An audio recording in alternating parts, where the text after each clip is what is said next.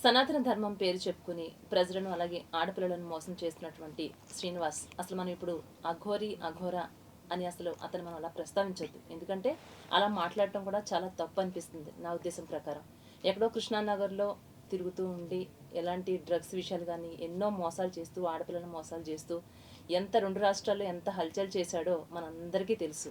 ఎవరి వల్ల కూడా కాలేకపోయింది. అలాంటిది ధర్మంని కాపాడడానికి ఇంకా ధర్మం ఉందనడానికి సాక్షులే మన శివరుద్ర స్వామి గారు. స్వామి నమస్తే అండి. నమస్కారం అమ్మా. నిజంగా రెండు రాష్ట్రాలకి పట్టినటువంటి పీడను మీతోనే సాధ్యమైందని ప్రతి ఒక్కరికి తెలుసు స్వామి. ఎవరితోనే సాధ్యం కానిది. అట్లాంటి మనిషి జోలికి వెళ్ళడానికైనా ఒక రకంగా భయపడ్డారనే మనం చెప్పుకోవచ్చు. కానీ మీరు ఎన్నో పూజా కార్యక్రమాలు చేసుకుంటూ నిత్యం ఎంతో బిజీగా ఉండే మీరు అవన్నీ కూడా వదిలిపెట్టుకుని ఆడపిల్లల్ని కాపాడడానికి ప్రజలను రక్షించడానికి మీరు ముందుకొచ్చారని మా అభిప్రాయం స్వామి. ఒక్కసారి మీ మాటల్లో. ధర్మం ఎలా ఉంటుందంటమ్మా, దాంట్లో మర్మాన్ని తెలుసుకోవాలి. ఇప్పుడు చిన్న క్వశ్చన్స్ మాట్లాడితే పోయిన శుక్రవారం ఏ సినిమా రిలీజ్ అయిందో చెప్తారు మన వాళ్ళు. దానికి ఓటీటీ బుకింగ్స్, నెట్ఫ్లిక్స్ ఏదో సంథింగ్ ఉన్నాయి. అన్ని బుక్స్ చేసుకొని కపుల్స్ వెళ్తారు, ఫ్యామిలీస్ వెళ్తారు, ప్రశాంతంగా వెళ్ళి పాప్కార్న్ తిని కోక్ తాగొస్తారు. So they know about their entertainment. Political scenario చూడండి, దే కెన్ నో అంటే ఏం చేస్తుంది గవర్నమెంట్, ఎక్కడెక్కడ పోతుంది అని పోతుంది. ఇలా పోవడం చేత ఎవరు వచ్చినా మన వాళ్ళు అవహేళన చేయగలుగుతారు. ఈ సినిమా ట్రప్లో పోద్ది, ఈ పొలిటికల్ లీడర్ గెలవలేడేమో అని చెప్తారు కదా. బట్ వెన్ ఇట్ కమ్స్ అంటే సనాతన ధర్మం వచ్చేసరికి ఏంటంటే దీని గురించి మాట్లాడట్లేరు. కాబట్టి సనాతన ధర్మంలో వీళ్ళే నిజమైన వాళ్ళు అనుకుంటున్నారు వచ్చిన వాళ్ళని. సనాతన ధర్మం పేరిట ఒక సాధువు వచ్చాడు అనుకోండి, సాధువు కళ్ళల్లో కళ్ళు పెట్టి చూడాలన్నమ్మ ఓ జన్మ ఎత్తి ఉండాలి. ఎందుకంటే ఒక సత్పురుషులు వచ్చి అంత సులభంగా ఆశీర్వాద బలం ఇవ్వలేరు. ఒక సత్పురుషులు వచ్చేసి నీ ఇంటి కడప దాటారంటే నెక్స్ట్ కడప దాటేది వెనక శివుడే. ఎందుకంటే ఆయనని నమ్ముకొని మనం పూజించుకున్నప్పుడే ఒక రక్షక కవచాన్ని పంపుతాడు, తర్వాత మనం వస్తామని. ఎందుకంటే ఇలా కొన్ని వర్డ్స్ ఎందుకు చెప్పాల్సి వస్తుందంటమ్మా, శ్రీరాముడి ఘనమైన చరిత్ర అందరికీ తెలుసు, బాగా గమనించి చూడండి. కానీ శ్రీరాముడి ఘనమైన చరిత్రలో ఆయన దేవుడు ఎందుకు అయ్యాడో ఎవరికి తెలియదు. శ్రీరాముడు దేవుడు అని అందరూ తెలుసు. చిన్న ఫోన్లో అక్కడ ఉన్న వాళ్ళకి కూడా జై శ్రీరామ్ కొంతమంది అడుగుతారు. కానీ జై శ్రీరామ్ అన్న వర్డ్ ఎందుకు వచ్చింది? మిగతా దేవతలందరిలో చూస్తే అమ్మ శివుడు గొప్పవాడు అందరికంటే ఎక్కువ. మన దగ్గర చెప్తారు, శాసనం రాసింది కదా, శివుడు ఎందుకు గొప్పవాడు అయ్యాడు తెలుసా అమ్మ? చిన్న వర్డ్లో చెప్తాము, అంత డీప్గా వెళ్ళా. శివుడు బ్రహ్మ విష్ణువులో గొడవ పడ్డప్పుడు వచ్చి నేనే మీకంటే గొప్ప అని చెప్పి అనలేడు. మీకంటే శక్తివంతమైనది ఒకటి ఉంది, అదే సృష్టి అని అగ్ని స్తంభాన్ని ఇద్దరి మధ్యలో నుంచి వేస్తాడు. వేసినాక ఇద్దరు కనిపెట్టలేని పరిస్థితి ఏర్పడిన తర్వాత వీళ్ళిద్దరికి చెప్తాడు, ఈ పరిస్థితి ఇలా ఉన్నది, ఈ అగ్నిస్తంభం ఏందో తెలుసా అని అంటే సృష్టి ఆరంభం ఇది అని అంటాడు ఆయన. ఎలా ఆరంభం అంటే ఈ అగ్నిస్తంభం ఎక్కడి నుంచి వచ్చింది అని అడిగితే తండ్రి యొక్క గర్భం నుంచి వస్తుంది ఆ అగ్నిస్తంభం. ఎందుకు ఆ అగ్నిస్తంభం గర్భంలోనే ఎందుకు ఉండాలి అంటే తండ్రి ఆ అగ్నిస్తంభనలో ఆత్మలని ఫిల్టరైజేషన్ చేస్తాడు, ఆత్మలని పరిశుద్ధపరుస్తుంటాడు. అంటే ఒక తల్లి బిడ్డను మోయడానికి 9 నెలలు కదమ్మా, 9 నెలలు బిడ్డను మోస్తుంది, మరి ఆత్మను మోసేది శివుడు. కాబట్టి ఆయన ఆ అగ్నిలో పెడతాడు. ఎందుకంటే 9 months రొటేట్ అయ్యి బిడ్డ అవుతాడు. మరి ఆత్మ కూడా ఒక రూపం రావాలి కదా, ఆ రూపాన్ని మోసేది శివుడు అనమాట కడుపులో. ఆ అగ్నిస్తంభనం అనేది అంత బలంగా వచ్చిన తర్వాత ఆత్మలింగానికి గురించి చెప్తాడు తండ్రి. అగ్నిలింగం అనేది ఇలా ఉంటుంది, ఇక్కడ ఆత్మ అభివృద్ధి చెంది ఒక పునరుత్థాంతాన్ని సిద్ధం చేసిన తర్వాత జీవానికి ఇది సిద్ధమైంది అన్న తర్వాత దీన్ని తీసుకెళ్ళి నేను అగ్నిలింగం నుంచి ఆత్మలింగంలోకి వేస్తా అని అంటాడు. మరి ఆత్మలింగం ఎక్కడ కొలువై ఉంది స్వామి అని అంటే ఆత్మలింగం కొలువై ఉన్నది స్త్రీ అండం. స్త్రీ అండంలోనే ఆత్మలింగం కొలువై ఉంటుంది. ఆ లింగం నుంచి పిండం అంటే పురుషుడు. ఆ అండం పిండం ఫలదీకరణ చెందిన తర్వాత నేను ఆత్మని వాళ్ళిద్దరి రూపానికి పంపిస్తాను. అందుకే 5వ నెల తర్వాత అంటే ఈ పిండం బిడ్డని మోయగలదు, ఒక పరిపూర్ణమైన స్థితి వచ్చింది అంటే బేబీ ఈజ్ గుడ్ అని అన్నప్పుడే 5వ నెల డిక్లరేషన్. టిఫా స్కాన్ చేస్తారు మన దగ్గర, అంటే అన్ని ఆర్గాన్స్ బాగున్నాయని కదా. ఆ తర్వాత 5వ నెల తర్వాతనే బిడ్డ కడుపులో తిరుగుతాడు. చూడమ్మ నువ్వు గమనించు, అప్పటిదాకా తిరగడు కడుపులో. అప్పుడు శివుడు ఏం చేస్తాడంటే ఈ ఆత్మలింగాన్ని అగ్నిలింగం నుంచి ఆత్మలింగాన్ని ఆయన దగ్గర నుంచి శరీరంలోకి వేస్తాడు.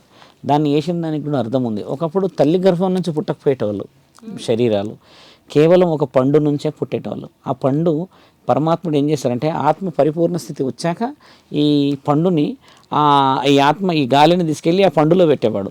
ఆ పండు కొద్ది రోజులకు పండుతుంది కదమ్మా. ఆ పండిన తర్వాత తండ్రి దాన్ని వచ్చేసి తీసి అందులో నుంచి గాలిని తీసేవాడు. అక్కడ స్త్రీలింగం పురుషలింగం లేదు, కేవలం ఒక ఆత్మనే ఉన్నది. అయితే తండ్రి ఏం చేశాడు, ఒకరోజు 2 గాలిలను సిద్ధం చేసిన తర్వాత ఈయన గారు వచ్చారు, అదేదో పండు తీస్తున్నాడు, గాలిని సిద్ధం చేస్తున్నాడు, దానికి రూపం వచ్చేస్తున్నది, వ్యవసాయం చేసుకోమని అంటున్నాడు.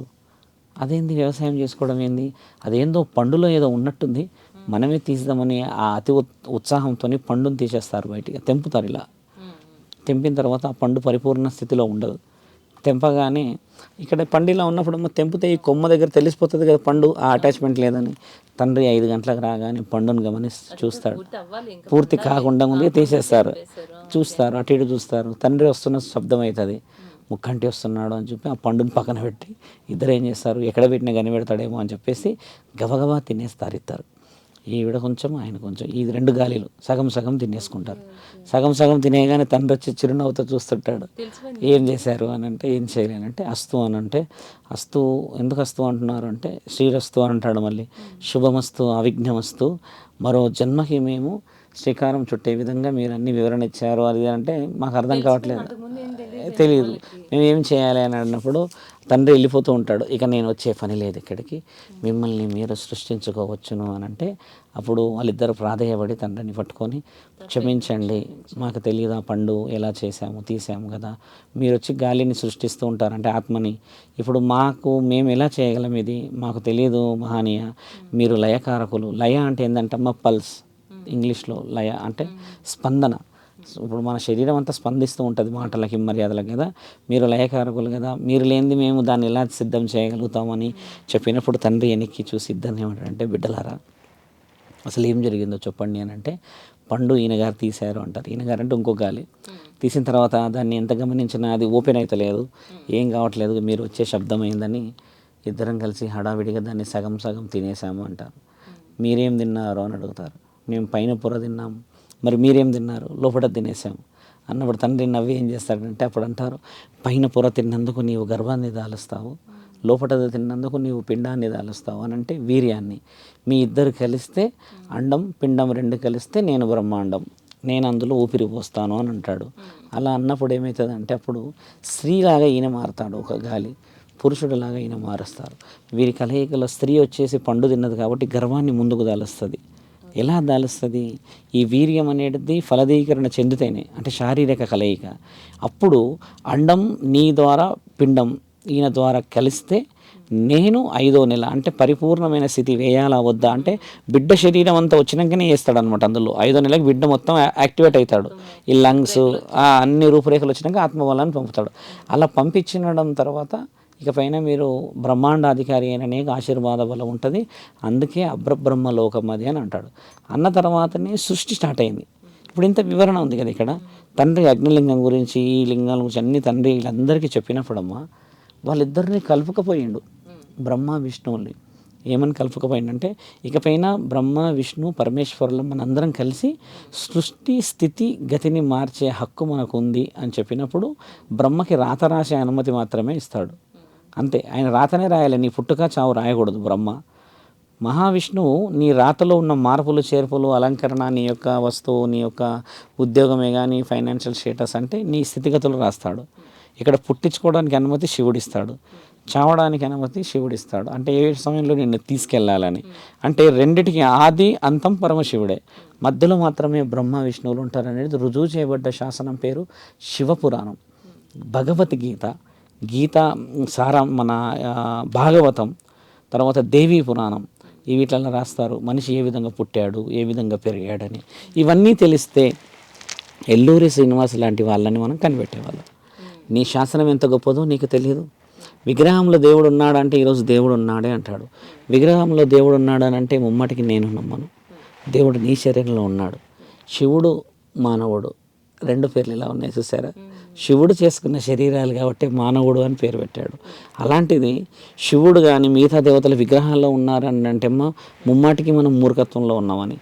ఇప్పుడు విగ్రహంలో ఉండడం కంటే ముఖ్యంగా ఆయన మన శరీరంలో ఉంటాడు. నిన్ను నీవు ధర్మం వైపు, నిన్ను నువ్వు పుణ్యం వైపు తెలుసుకుంటేనే ఆ రాయిలో నేను ఉన్నా అని కనిపెడతావు. రాయిలాగా నీ మనసు, నీ శరీరం ఉన్నాక ఆ రాయి రాయిలాగానే కనబడుతుంది కదా. చలనం లేని నీ శరీరంతోని చలనం లేని రాయిలో దేవుడు ఉన్నాడంటే ఎలా నమ్ముతాం? అసలైన చలనం నీ మనస్సాక్షి, అసలైన శరీరం నిన్ను పెంచి నిన్ను పోషించిన తల్లిదండ్రులు, అసలైన చలనం నీతో పాటు పుట్టిన రక్త సంబంధికులు, నిన్నే నమ్మి వచ్చిన భార్య. ఇంతమందిని చక్కగా చూసుకోలేని లేవు. వాళ్ళంతా బంగారము, తెల్ల బట్టలు వేసేసుకొని దగదగదగదగ పూజలు చేసేస్తే ఇంకా నా తండ్రి లేచి ఒకటే నాట్యం చేస్తాడా మహాభక్తుడు వచ్చిండని? కాదు కదా. కుటుంబ బాధ్యతలను స్వీకరించలేని మనం ఏ రోజు కూడా ఎప్పుడూ కూడా ఏ దేవుణ్ణి మనము గెలవలేము. అసలు సారాంశమే జీవితం అది కదమ్మా. నిన్ను నువ్వు గెలిచిన రోజే కదా ఆ విగ్రహంలో నేను కనబడతా. ఇప్పుడు ఆకలితో ఉన్నవాడికి నువ్వు అన్నం పెట్టాల్సింది పోయి తినలేని రాతి విగ్రహానికి పెడుతున్నామే దద్దోజనాలు, పాలు, పలహారాలు పెడుతున్నామే. మళ్ళీ మనమే తింటాంగా. మళ్ళీ ఎవరు తింటారో తెలుసా అమ్మా? బిచ్చగాడికి ₹1 ఇస్తాం. మళ్ళీ బిచ్చగాడి పక్కన ఉంటుంది కదా చెత్త వేసే టబ్బు, అందులో పడతాయి ఈ సరాకులు. ఆయన తింటే ఎక్కడ పాపం తలుగుతుందో మనకి. చూసావా? ఇది నేను చెప్పింది స్పష్టమైన వాడుగా. పక్కన చెత్త బుట్టలు వేస్తే ఆ బుట్టల నుంచి ఏరక తింటారమ్మా. అదే అదే ఆయన కోరుకుంది. గంగ నెత్తి మీద కూసుకున్న నాకు నీవు ఏం గంగతో అభిషేకం చేస్తావు? అన్నపూర్ణమాతని శరీరంలో అర్ధభాగాన్ని ఇచ్చిన నాకు ఏ అన్నంతో పుణ్యం చేస్తావు నీవు? ఎంగిలితో లేనిది ఏ వస్తువు ఉంది ఈ లోకములో? నీళ్ళున్నాయా? చేపలు కప్పలు తాగేస్తాయి. తుమ్మెదలు ఉన్నాయా? ఆ పువ్వులు ఉన్నాయా? తుమ్మెదలు అక్కడికి ఎంగిలి చేసి పెడతాయి. ఇన్ని ఎంగిలి ఎంగిలి ఎంగిలి చేసిన దాంట్లలో అత్యంత విలువైనది ఎంగిలి కానిది ఏమిటి తెలుసా అమ్మ? నీ యొక్క మనస్సాక్షి. అదే కావాలంటాడు ఆయన. అందుకే లింగ రూపం ఇచ్చాడు అక్కడ. అభిషేక ప్రియుడు ఆయన. నీళ్లు పోస్తే సరిపోద్ది అంతే. మనం ఏం పోస్తాం చూసామమ్మా? తేనె, నెయ్యి, పాలు, పెరుగు ఎన్ని పోస్తాం కదా. తర్వాత శివలింగం మీద నుంచి అది అలాగా డస్ట్లో పడుతుంది. వృధా కదా. అది అక్కడ ఇంకొక వ్యక్తి తాగడానికి నుంచుంటాడు. ఇదా పుణ్యం? ఇది కదా. చాలా శాసనం రాస్తుంది మన దగ్గర. దేవుడి విగ్రహం, కొందరు దేవుళ్ళని ఆశిస్తారు. విగ్రహాలకి ప్రత్యేకతలు. శ్రీమూర్తి విగ్రహాలకి విలువ ఉందమ్మా. ఎందుకంటే అలంకరణ చాలా అవసరం అమ్మవార్లకి. విష్ణు మహానీయుడికి అలంకరణ చాలా అవసరం. మీకు తెలుసా అమ్మ? మంచి క్వశ్చన్ వేసుకోవచ్చు మనం. ఈ భూమండలంలో ఎక్కువ శాతం గుడిలున్న దేవుడు బ్రహ్మ మాత్రమే. బాగా గమనించాలి. అసలు ఈ భూమండలంలో బ్రహ్మకి గుడిలే లేవు. అసలు ఎక్కడ గుడే లేదు బ్రహ్మకి. అసలు గుడే లేదు. అసలు అన్ని గుడిల్లో అని కాకుండా బ్రహ్మకి గుడిలే లేవు శాసనం మొత్తంలో. బ్రహ్మకి గుడిలు ఎందుకు లేవనేది కూడా గతంలో చెప్పాను. ఒక అబద్ధం ఆడినందుకు తండ్రి తల తీసేస్తాడు కాబట్టి ఆయనకు గుడిలు ఉండవు. కానీ బ్రహ్మకి ప్రతి మనిషి రాతలో గుడి ఉంటుంది. బ్రహ్మ రాయలేంది నీకు రాతే లేదు. కాబట్టి ఎన్ని గుడులు ఉన్నాయంటే ఎంతమంది మనుషులు ఉన్నారో అంతమంది నుదుటి మీదనే గుడి ఉంది ఆయనకి. అన్ని గుడులు ఉన్నాయి. లేదు కానీ అసలైన గుడిలో కూర్చున్నదే బ్రహ్మ. నీ నాలుకలో కూర్చున్నదే బ్రహ్మ. నీ నాలుకతో పలికిస్తున్నదే సరస్వతి కదా. ఆయన విలువ పరమాత్ముడు అలా ఇచ్చాడు. అందుకే బ్రహ్మ కపాలాలని తండ్రి కింద పడనీయలేడు. బ్రహ్మ అంటే మీరు చాలా చాలా విలువైన వాళ్ళు. మీ తల కింద పడితే ఎలా మహానీయ అని ఆ తలని తండ్రి తలలో వేసుకుంటాడు. శివుడి మెడలో ఉండే తల బ్రహ్మ తల అది. అందుకే బ్రహ్మ కపాలాలు అంటారు తలని. అంతటి విలువని తండ్రి చూపిస్తే ఈరోజు పుర్రెలు బర్రెలు వేసుకొని తిరుగుతున్నారే మనుషులు కారు చుట్లు. దీనివల్ల ఏమవుతుందంటే అమ్మ, ఈరోజు చూడండి మనం కొంచెం సబ్జెక్ట్లోకి డీప్గా పోయే ముందు ఎంతమంది ఎదురు చూస్తున్నారు తెలుసా అమ్మ? ఆడపిల్లలు అదేదో ఉగ్రదాడి, ఇంకేదో దాడిలు, ఎన్నో సమస్యలు వదిలిపెట్టేసేసి మనం సమస్య లేని సమస్య గురించి మాట్లాడుతున్నాం. చూసాం, అసలైన సమస్యలు వదిలిపెట్టాం. కాబట్టి మొదట మీరు మాట్లాడేటప్పుడు కూడా కొంచెం టాపిక్ ఇది వదిలేయాలమ్మా, అవసరం లేని టాపిక్. లక్షల మంది లక్షల సమస్యలతో ఎదురు చూస్తున్నారు కుటుంబాలు, పిల్లలు, ఆడపిల్లలు ఎంతమంది ఎదురు చూస్తున్నారు తెలుసా అమ్మ? ఏ దేవుడు వచ్చి ఎదుర్కొంటాడో, ఏ దేవుడు వచ్చి మమ్మల్ని ఆదుకుంటాడో, ఏ దేవుడు ఎక్కడి నుంచి వస్తాడో అని చెప్పేసి ఇన్ని సమస్యలు వదిలిపెట్టిన మనము కేవలం ఒక హాట్ టాపిక్ని హాట్ చేస్తూ ఉన్నాం. కానీ అసలైన ఈ హాట్ స్పందన లేకుంటుంది. బాగా గమనించండి. హాట్ అంటే ఏంటంటే మీరు అన్నట్టు హాట్ టాపిక్ అంటే ఏం జరుగుతుంది అంటే ఇమ్మీడియట్ బులెటిన్స్. అసలైన బులెటిన్స్ అనేది మనం మర్చిపోయాం. చూసారా? ఒక శివరుద్ర సాధువే వచ్చి మాట్లాడాడు, చేశాడు అని అంటే ఆ ఆడపిల్లల ఏడుపులు చాలా భయానకమైనవి. స్వామి, ఇప్పుడు మనం హాట్ టాపిక్ అనుకుంటున్నాం, జరుగుతున్నటువంటి సిచ్యువేషన్స్ అన్నీ మనం చూస్తూనే ఉన్నాం కదా. అంటే ఇప్పుడు చదువుకునే, ఇప్పుడు అమ్మాయిని తీసుకుందాం, వర్షిని కావచ్చు, అంత చదువుకుంది, ఎడ్యుకేటెడ్గా అమ్మాయికి అన్నీ తెలుసు. ఇంత చదువుకుని కూడా ఇలాంటి మాయలో ఎలా పడతారు అంటే, ఇలా పడడానికి గల కారణం తల్లిదండ్రుల పెంపకం లోపం. చాలా మాటికి ఇప్పుడు తల్లిదండ్రుల పాత్ర చూడండి. బిడ్డలు 6 సంవత్సరాలు 5 సంవత్సరాల వయసు నుంచి తెలివిలోకి వస్తారు. అంటే మన మాట స్పందన, నైనా నువ్వు వెళ్ళి చాక్పత్త తీసుకురా, లేకపోతే ఒక బ్రూ ప్యాకెట్ తీసుకురా, లేకపోతే చక్కెర తీసుకురా అంటే ఈ చిన్నపిల్లలే 10 రూపాయలు పట్టుకుంటారు. అక్కడ ఎంత ఇస్తుందా అమ్మ, మళ్ళీ నీకు 2 రూపీస్ ఇస్తుంది అని అంటే 2 రూపీస్ తీసుకొని వస్తాడు. అంటే ఈయన నాలెడ్జ్ అదే. అంత మనం గైడ్ చేస్తుంటాం కదా, గైడ్ చేసేసి రాగానే మనం 1 రూపీ ఇచ్చేస్తాం రిటర్న్గా ఆయనకి, కొనుక్కో ఏదన్నా అంటే.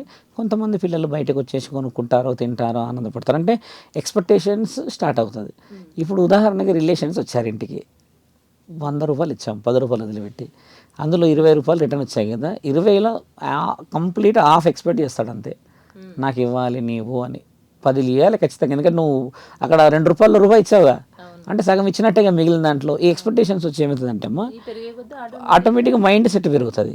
ఇప్పుడు వర్షిణి అమ్మ విషయం ఎట్లా చెప్పొచ్చు అంటే అమ్మ, ఆ అమ్మది ఎడ్యుకేషన్ మైండ్తో పాటు అన్ఎడ్యుకేటెడ్ థింగ్స్ ఎక్కువ. ఇట్లా అన్ఎడ్యుకేటెడ్ థింగ్స్ ఎట్లా అంటే సొసైటీని చదవగలదు. సొసైటీని ఏం చదవగలదు, ఎలా చదవగలదు అసలు అంటే బలహీనత అవతల వ్యక్తిని చూడగలదు.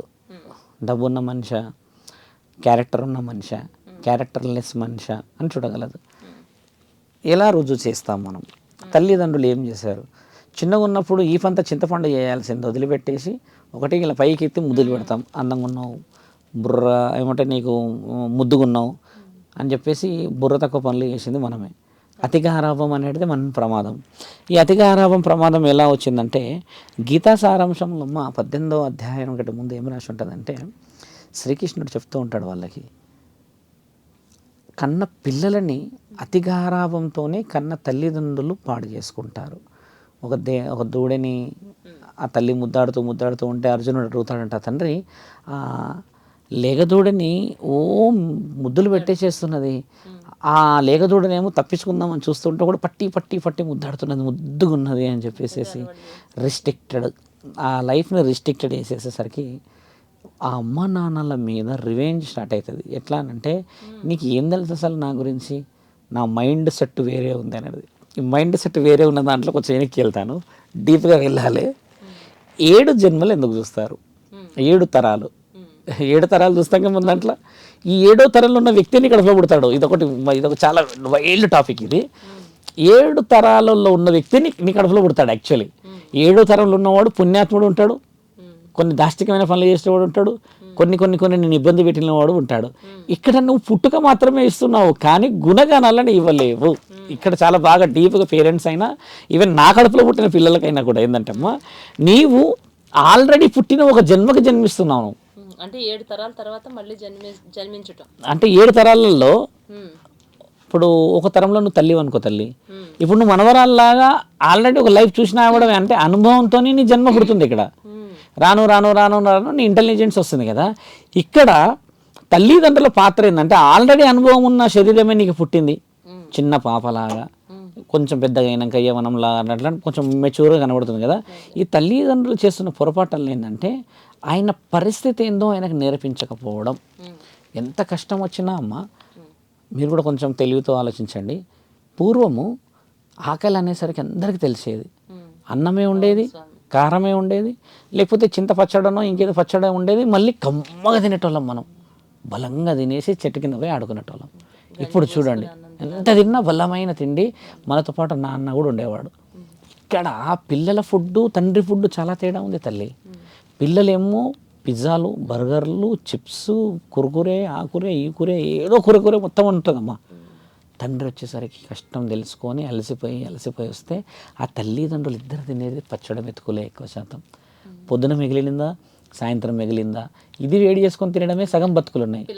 పిల్లల కోసం ఏమో తినట్లేరు, వృధా అయిపోతుంది పిల్లలకి. వాళ్ళు ఏదో ఒకటి తినాలని చెప్పిన దాంట్లోనే మిగతా జంక్ ఫుడ్స్ అన్ని అలవాటు కావడానికి గల కారణం అది. అదే నువ్వు బయట సొసైటీలో జరిగేదానికి ఫాలో కాకుండా నీ ఇంట్లోనే నువ్వు సంస్కారాన్ని నేర్పించలేకపోతున్నావు అని అంటే నీ పిల్లలని నేర్పించే ఓపిక నీకు ఎక్కడ నశించింది? మొట్టమొదట ఫైనాన్స్ పరంగా నశించింది. కిరాయిలకు వస్తారు, స్కూల్ ఫీజులు ఉంటాయి. ఈ రెండిటి వల్ల వాళ్ళ మెంటల్ ప్రెషరే ఈరోజు సగం మంది ఆడవాళ్ళు బయట జాబ్లో ఉన్నారు. కిరాయిలకి రెంట్కి మన ఫీజులకే ఉన్నారు ఆడపిల్లలు బయట. ఇప్పుడు ఈ సొసైటీలో మీరు గమనించండి, ఒక్కలో ఇద్దరు మీరు అన్నట్టుగా కొంచెం ఫ్రీడమ్కి పోతుండొచ్చు జాబులు, కానీ సాఫ్ట్వేర్ 10 లక్షలు జీతం చేస్తున్న అమ్మాయిని కూడా మీరు అడగండి, ఈ అపార్ట్మెంట్ లోన్ ఎవరు కడతారు, ఈ అపార్ట్మెంట్ది మరి ఫీజు పిల్లలది 3 లక్షలు స్వామి, ట్రావెల్స్కి 30,000 అడిగిర్రు. ఈ పరిస్థితిగా ఆడపిల్లలు ఉన్నారు కదా. ఇది ఎందుకు అంటాను నేను అంటే, when you are asking for luxury and you are giving luxury to your childrens means your childrens also expecting luxury life.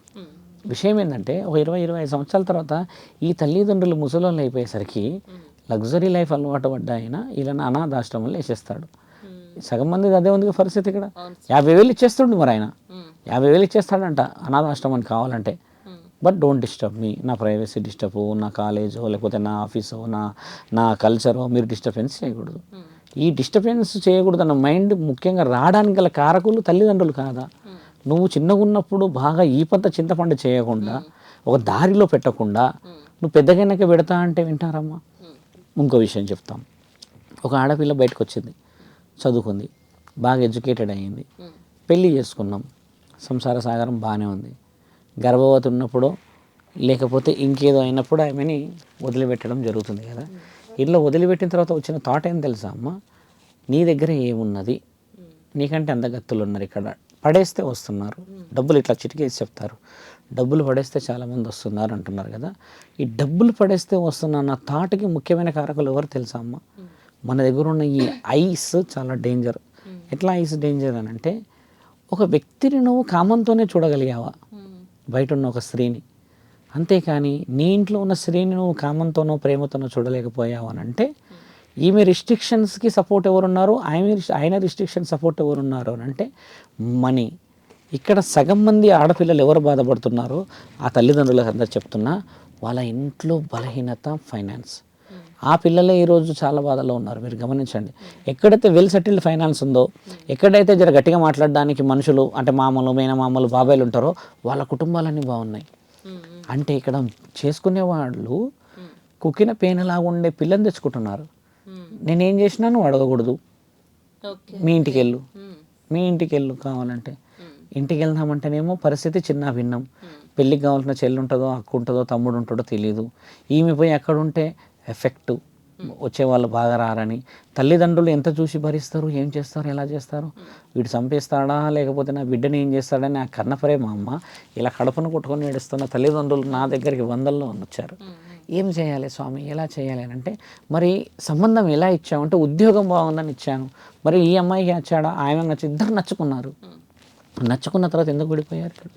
నచ్చుకొని నువ్వు పెళ్లి చేసుకుంటావు, 7 అడుగులు నడుస్తావు, అగ్నిసాక్షిగా తిరుగుతావు, ఎలా విడిపోయావు అంటే ఇక్కడ very very very well matured discussion ఏంటంటే అమ్మ, ఉద్యోగాలు చూసి ఆస్తులు చూసి వచ్చిన ప్రతి కుటుంబంలో ఇలాంటి సమస్యలు ఎదుర్కొంటున్న వాళ్ళు వందల్లో ఉన్నారు. గుణగణాలకి విలువ ఉంది కదా. మేనమామలను చూసేవాళ్ళు మీకు తెలుసా? ఒకప్పుడు పెళ్లి చూపులకు వచ్చినప్పుడు గమనించండి ఈ మాట, మేనమామలను పిలుస్తారు పెళ్లి చూపుల్లో.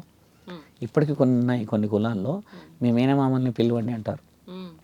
మేనమామలు వచ్చి నుంచి ఉంటారు పెళ్లి సంబంధం ఇట్లా చూస్తారు, ఇద్దరిని చూసి ఏం చేస్తున్నారు మీరు, ఎలా మాట్లాడతారు, ఏమైనా పోలికలు వచ్చాయా అడిగినప్పుడు మేనమామలు గౌరవంగా చెప్తారు, వీడికి పౌరుషం ఎక్కువ వచ్చింది, వీడికి కోపం ఎక్కువ, వీడు ఇట్లా మాట్లాడతాడు అట్లా మాట్లాడతాడని. ఇది అంటే దీంట్లో ఏం తెలుస్తారు, మేనత్తలను చూస్తారు అమ్మాయి విషయంలో. ఇలా 2 నడుస్తాయి కదా. ఇక్కడ ముఖ్యమైన విషయం ఏంటంటే, ఆ సంబంధం అంతా మాట ముచ్చట చేసి మేము మళ్ళీ వస్తాం వెళ్ళి ఈ మేనమామల జీవితం ఎంక్వైరీ చేస్తారు, ఈ మేనత్తల జీవితం ఎంక్వైరీ ఎందుకు చేస్తారు, ఇలా ఎలా బతుకుతున్నారు, కాంప్రమైజ్డ్గా బతుకుతున్నారా, వస్తాయా, ఎందుకు మేనమామలది ఎందుకు మేనత్తలు చూడాలంటే, ఈ మేనత్తలు ఈ మేనమామలు మీ రుణంలో ఉంటారు.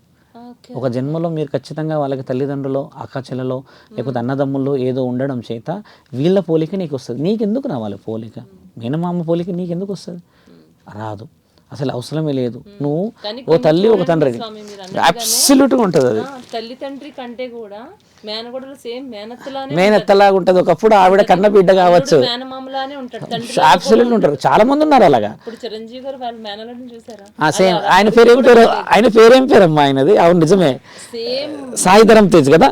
ఆయన ఫేస్ కట్ అలా ఉంటుంది, చిరంజీవి ఫేస్ కట్ కనిపిస్తుంది. నేను మొదటిసారి చూసి కూడా ఉండవు. హస్బెండ్ కి మదర్ అండ్ ఫాదర్ కనిపిస్తాయి. అవును అవునవును. ఇలా డిటో సేమ్ చిరంజీవి గారు చిరంజీవి గారిది హెయిర్ కట్ ఎనికి పెడితే రామ్ చరణ్ లాగా కనబడతాడు, కానీ ఈయన గారు ఎవరైతే ఉన్నారో డైరెక్ట్ చూస్తే చిరంజీవి లాగా కనబడతాడు. అంటే ఇప్పుడు మీరు ఎంత క్లారిటీగా ఇలా చెప్తున్నారు కదా, ఇవి మాలాంటి వాళ్ళు ఎంతో మంది ఉంటారు, ఇది అందరికీ ఈ విషయం తెలియదు కదా స్వామి. తెలియక ఇక్కడ ఏం జరుగుతుందంటే ఈ రోజుల్లో డిగ్నిటీతోని పెళ్లి సంబంధాలు అవుతున్నాయి. బాగా గమనించాలి. డిగ్నిటీతోనే అంటే ఏం తెలుసా తల్లి, అవతల వ్యక్తి వేసుకున్న బట్టలు, వేసుకున్న నగలు, ఆ బిల్డింగ్లు డిగ్నిటీ, వీటితో పెళ్ళి అవుతుంది. ఇప్పుడు మళ్ళీ వద్దాం కిందికి డౌన్లో వాళ్ళు ఎలాంటి ఇంట్లో ఉంటారు, ఎలా ఉంటున్నారు చూస్తున్నారు కదా. మెయిన్ అసలైన డిగ్నిటీ యువర్ టంగ్, నీ నాలుక, నువ్వు మాట్లాడే బంధం నీ భార్యపై చూపించే. మనం ఇట్లా బెట్టు కట్టి చూస్తాం, మీరు ర్యాండమ్ క్వశ్చన్స్ వేద్దాం, మనము ఫోన్ కొట్టుకోవాలి కావాలంటే, నేను ఒక 5 మందికి చేస్తాను, మీరు ఒకరు చేస్తాము. ఎరా ఇంటికి వెళ్ళేటప్పుడు ఏడికి వెళ్తున్నావు అంటే ఇంటికి వెళ్తున్నా అంటారు, ఎక్కడున్నావు అని అడుగుదాం, ఇక్కడ వెళ్తున్నా అంటే మరి ఇంటికి ఏం తీసుకెళ్తున్నావు అంటే మ్యాక్సిమం చూడండి పండు పలహారం అంటారు, లేదంటే వైన్ షాప్కి వెళ్ళి ఏదో తీసుకెళ్తున్నా అని అంటారు, లేదా నాన్ వెజిటేరియన్ షాప్స్ దగ్గర ఉన్నా అంటారు కదా. బెట్టు చేసి చెప్తా మల్లెపూలు తీసుకెళ్తున్నా అని అన్నారు ఎవరు. ఈ మల్లెపూలకి ఆడవాళ్ళు పడిపోతారు, బొర్రుతారో తొర్రుతారో, ఆ ప్రేమ వేరు. మరి అది గెలవలేని ఒక మల్లెపూలు ఒక దానికి, మరి నీకు సెక్యూర్గా నీకు చూసుకుంటున్నావుగా. ఇప్పుడు చాలామంది ఓయమ్మ శివరుద్రసాద్ మా మీద పడ్డాడు అనుకుంటారు. ఇక్కడ మనం ఎవరిని గెలవాలి, ఆడబిడ్డను గెలవడానికి ఏ ఆడపిల్ల నా మొగుడు వచ్చేసేసి నన్ను సుఖపెడతాడని ఆలోచించదు. నువ్వు వచ్చే వరకు అన్నం వండి పెడుతుంది, నీకు అన్నీ వేసి పెట్టేసి తెచ్చిన తర్వాత పండు పలహారం తెస్తావు కదా, ఆ పండు పలహారం పిల్లలు ఎదురు చూస్తారు నీకోసం అని కడప దగ్గర. కొంచెం మనస్సుని కంటిన్యూగా ఆలోచన చేసి కళ్ళు మూసుకొని చూస్తే ఆ పండ్ల వెనుక నిజమైన జీవితం నీ భార్య కూడా ఎదురు చూస్తుంది, నువ్వు ఏం తెస్తున్నావు అని. ఎంతమంది కానీ పెట్టారు ఈ రోజుల్లో. నాన్న వస్తాడు చిన్నప్పుడు, మనం కూడా చిన్నగా ఉన్నప్పుడు కుటుంబాలతోనే వచ్చాము కాబట్టి అమ్మ, నాన్న తెచ్చే పండు అమ్మే ఘోషిస్తుంది, మీరు గమనించండి. ఆమె తినుకుంటూ మనందరికి ఇస్తుంది. అంటే అమ్మ కూడా ఆశలో కూర్చుందని అర్థం కదా. అమ్మ మనకమ్మ, కానీ నాన్నకు భార్యగా. మరి ఆ భార్యని ఈరోజు ఎందుకు మనం తక్కువ చేయాల్సి వచ్చింది అంటే, కుటుంబాల విలువలు చెప్పుకోవడం మానేసాం మనం. ఉమ్మడి కుటుంబాలు ఉండేటి, శారీరకంగా కలవాలంటే ఒక గది ఉండేది, ఒకప్పుడు చీకట్లోనే ఉండేది, దీపమే ఉండేది, దీపం ఉన్నప్పుడే భోజనాలు చేసేవాళ్ళు. మీకు తెలుసా అమ్మ, మనం డీప్లో పోతున్నాం కూడా చెప్తాను, 7 o'clock is the last to sleep earlier days. Why? 7 తర్వాత చీకటే కదా, ఈ ఎండాకాలంలోనే కొంచెం 7, మిగతా రోజులు 6 కదా. ఆ లోపే తిండి, అక్కడ వరకే తిండి. ఈరోజు 12 గంటల వరకు లైట్లు ఉంటున్నాయి తల్లి, బాధ గుండెల మీద కొట్టుకోబుద్ధి అవుతుంది, పండుమంటే పండుకోరు.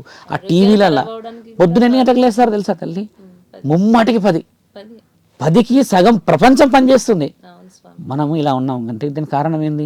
7 లోపు 7:30 లోపు ఇప్పటికీ పడుకున్న కుటుంబాలు ఉన్నాయి నిద్ర, వాళ్ళందరూ ఆరోగ్యంగా ఉంటారమ్మా. బాగా లేస్తారు వాళ్ళు. ఆ బ్రహ్మముహూర్తంలో ఉండే ఆ మైండ్ సెట్ వెరీ ఫ్లూయెంట్ ఉంటుంది మైండ్, తెలుసా అమ్మ. ఏ గాలి వచ్చినా చల్లగా వచ్చేస్తుంది, ఏ మైండ్ ఎవరైనా ఏదైనా మాట్లాడినా పరమాత్ముడి పక్కన జరిగినట్టు అనిపిస్తూ ఉంటుంది. ఇలాంటి మనం ఎందుకు కోల్పోయాం ఈరోజు అని అంటే, నీ వే ఆఫ్ లైఫ్. పిల్లలు చూడమ్మా, 18 నుంచి 20 సంవత్సరాలు ఉన్న వాళ్ళంతా ఆటోల్లో, ఆ పాత షెడ్యూల్లో కూర్చొని తాగుతూ ఉన్నారు ఈ రోజుల్లో.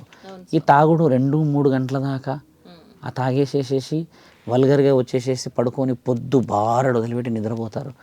వాళ్ళ వల్ల వీళ్ళందరూ ఎక్కడ బాధపడతారో తెలుసా అమ్మ, ఎప్పుడైతే ఉద్యోగం పేరిట నువ్వు బయటికి వెళ్తావో చుట్టుపక్కల ఉన్న వాళ్ళని చూస్తే ఏడుపు వచ్చి చచ్చిపోయే పోరలు ఉన్నారు, ఇక్కడ చచ్చిపోయే అమ్మాయిలు ఉన్నారు తెలుసా. ఆ రోజు మిస్టేక్ చేశా అని ఆ మిస్టేక్ని రెక్టిఫై చేసేది పేరెంట్స్ తల్లి. నువ్వు నీ బిడ్డలను నువ్వు గట్టిగా మందలించి ఈరోజు కొట్టి నీకు సిస్టంలో పెట్టలేకపోతే ఈ జన్మ 25 ఏళ్ళ తర్వాత చూపిస్తుంది బరువు. ఈరోజు ఎంతమంది తల్లిదండ్రులు కోల్పోతున్నారు.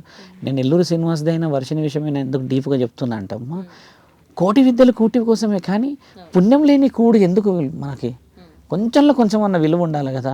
ఈరోజు ఆ అమ్మాయి ఆ స్థితికి వచ్చేసి నేనే అంటే చాలామంది వల్గర్ కామెంట్స్ ఏమిస్తున్నారు చూడండి. వర్షినికి నీకు మొగుడే కావాలా, ఇదిగోండి నా అడ్రస్, ఇగో నేను వస్తా, నువ్వు ఇంత అందంగా ఉన్నావు కదా నేను చూసుకుంటా, ఎంత వైల్డ్ కామెంట్స్ వస్తున్నాయంటే ఈ రోజుల్లో ఆ అమ్మాయి వెనకాల ఉన్నది శారీరకమైనదే ఆలోచిస్తున్నారు, కానీ ఫ్లెక్సిబిలిటీ ఏం వల్ల వచ్చింది అనేది. మానసిక వైద్యుల ఇంటర్వ్యూస్ చాలా ముఖ్యం ఈ సమయంలో. వాళ్ళల్లో కూడా అమ్మా ఎందుకు ఒక స్త్రీ అలా మారింది, ఒక స్త్రీ అంత ఆలోచన ఏం చేసింది అన్న విషయం మాట్లాడుకుంటూ పోతే పేరెంట్స్ అలర్ట్ అవుతారు. ఇప్పుడు మన ఇద్దరం మాట్లాడాం కదా తల్లి, నేను మిమ్మల్ని గమనించి చూస్తే మీరు నాకు తెలిసి ఓ 20 ఏళ్ళ బ్యాక్ వెళ్ళిపోయారు, మీరు అక్కడ ఉన్నట్టుర్రు, ఎక్కడో మీ ఊరు ఆ చెట్ల పొట్లలో ఉన్నట్టుర్రు. ఆ లైఫ్ ఎందుకు వస్తలేదు మనకి?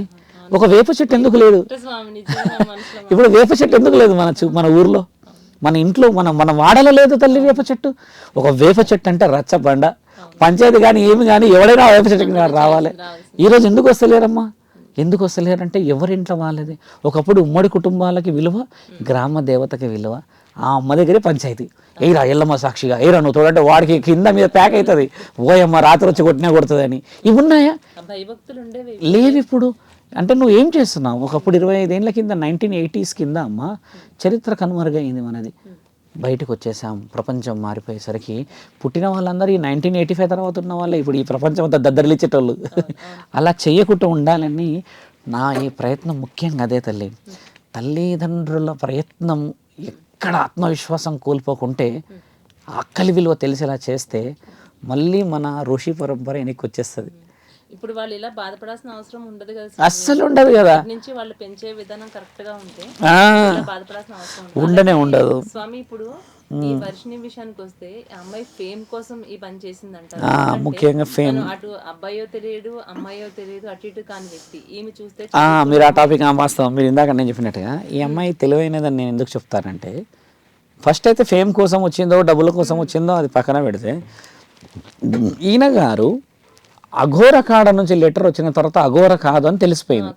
తెలిసిపోయినాక నువ్వు ఎందుకు క్వశ్చన్ చేయలేవు? ఒక వర్షన్. రెండోది, మొదటి భార్య రాధిక అని ఒక అమ్మాయి వచ్చాక అదే రోజు నైట్ ఎందుకు పెళ్లి చేసుకున్నావు? అంటే ఒక వ్యక్తి ఆల్రెడీ ఉన్నాక ఈ రోజుల్లో ఏ భార్య అయినా, నాకు తెలిసి ఈవెన్ ప్రేమించుకున్న ప్రేమికులైనమ్మా అన్ని సుఖాలని, అన్ని విలాసాలని, అన్ని వల్గారిటీని పంచుకుంటుంది వేరే వాళ్ళతో, కానీ పడక పంచుకొనియదు. భార్య అలాగే ఉంటుంది, భర్తది కూడా ఉంటుంది. ఇది అంతిమ నిర్ణయం ఒక ప్రేమలో కదా. ఆ ఆయన గారు ఈవిడని రేప్ చేశాడో లేకపోతే ఇంకేదో చేశాడో, ఏదో మొత్తానికి వచ్చేసి ఒక స్త్రీ మెడలో తాళి కట్టిండు అనేది రుజువు అయింది లీగల్గా. మరి అంత రుజువైన తర్వాత ఎందుకు క్వశ్చన్ చేయలేదు ఈవిడ? అంటే మరి ఈవిడ విలాసవంతమైన జీవితం ఆలోచించిందని వెరీ వెరీ ఫెయిర్ డిస్కషన్ కాదు అంతే. కానీ ఆమె చెప్పేది మాత్రం అంతా చెప్తుంటే నా మొగుడు వెళ్ళాలి, నాకు ఆయనకి ఏమొస్తాయి? ఇప్పుడు ఆయనకి ఏమి రావు, అఘోరతత్వంలో ఉన్న ఏమి రావని నిర్ధారణ అయిపోయింది. చాలామందిని భయపడిపించారు, రూపం ఇలా ఉంది అలా ఉందని. ఇప్పుడు ఎన్నెన్ని విషయాలు వెళ్తున్నాయి బయటికి. అసలు యాక్చువల్లీ నేను ఈ టాపిక్ డిస్కషన్స్ ఏంటంటే ఆ రోజు ప్రెస్ మీట్లో చెప్పేసిన, నేను మళ్ళీ ఎల్లూరి శ్రీనివాస్ టాపిక్ నేను మాట్లాడడానికి రానవసరం లేదని. కానీ చాలామంది మహిళా సంఘాలు కుటుంబాల గురించి చాలామంది ఎక్కడెక్కడి నుంచి ఫోన్లు వస్తున్నాయమ్మా. బాంబే నుంచి, రాజస్థాన్ నుంచి, ఉత్తరప్రదేశ్ నుంచి వచ్చేసి మన హిందువులు అక్కడ పోయిన వాళ్ళు, కాశీ నుంచి, ఆస్ట్రేలియా నుంచి, అమెరికా నుంచి 3 కాల్స్ కంటిన్యూ. వాళ్ళు మాట్లాడేందంటే, నిజమే స్వామి మీరు చెప్పిన విషయం, ఆడపిల్లలు ఎలా ఉండాలని, కుటుంబం ఎలా ఉండాలని, ఇలా అందరం మాట్లాడుకుంటూ కూడా పోతుంటే కదా మన విలువలు తెలుస్తాయి. అంటే ఇక్కడ విలువలన్నీ ఒక సభ డీజే సాంగ్స్తో ఉంటుంది.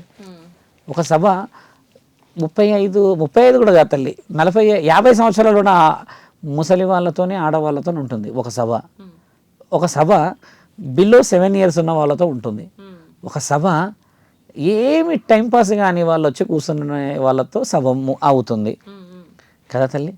సభ ఎలా కావాలంటే భార్య, భర్త, పిల్లలు, అమ్మమ్మ, నానమ్మ, తర్వాత యువకులు అందరూ కూర్చున్నప్పుడు వచ్చిన సభ.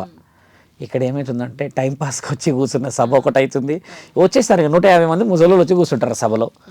వాళ్ళు ఏం చేయగలుగుతారు తల్లి ఇప్పుడు దేశానికి? వినడమేగా.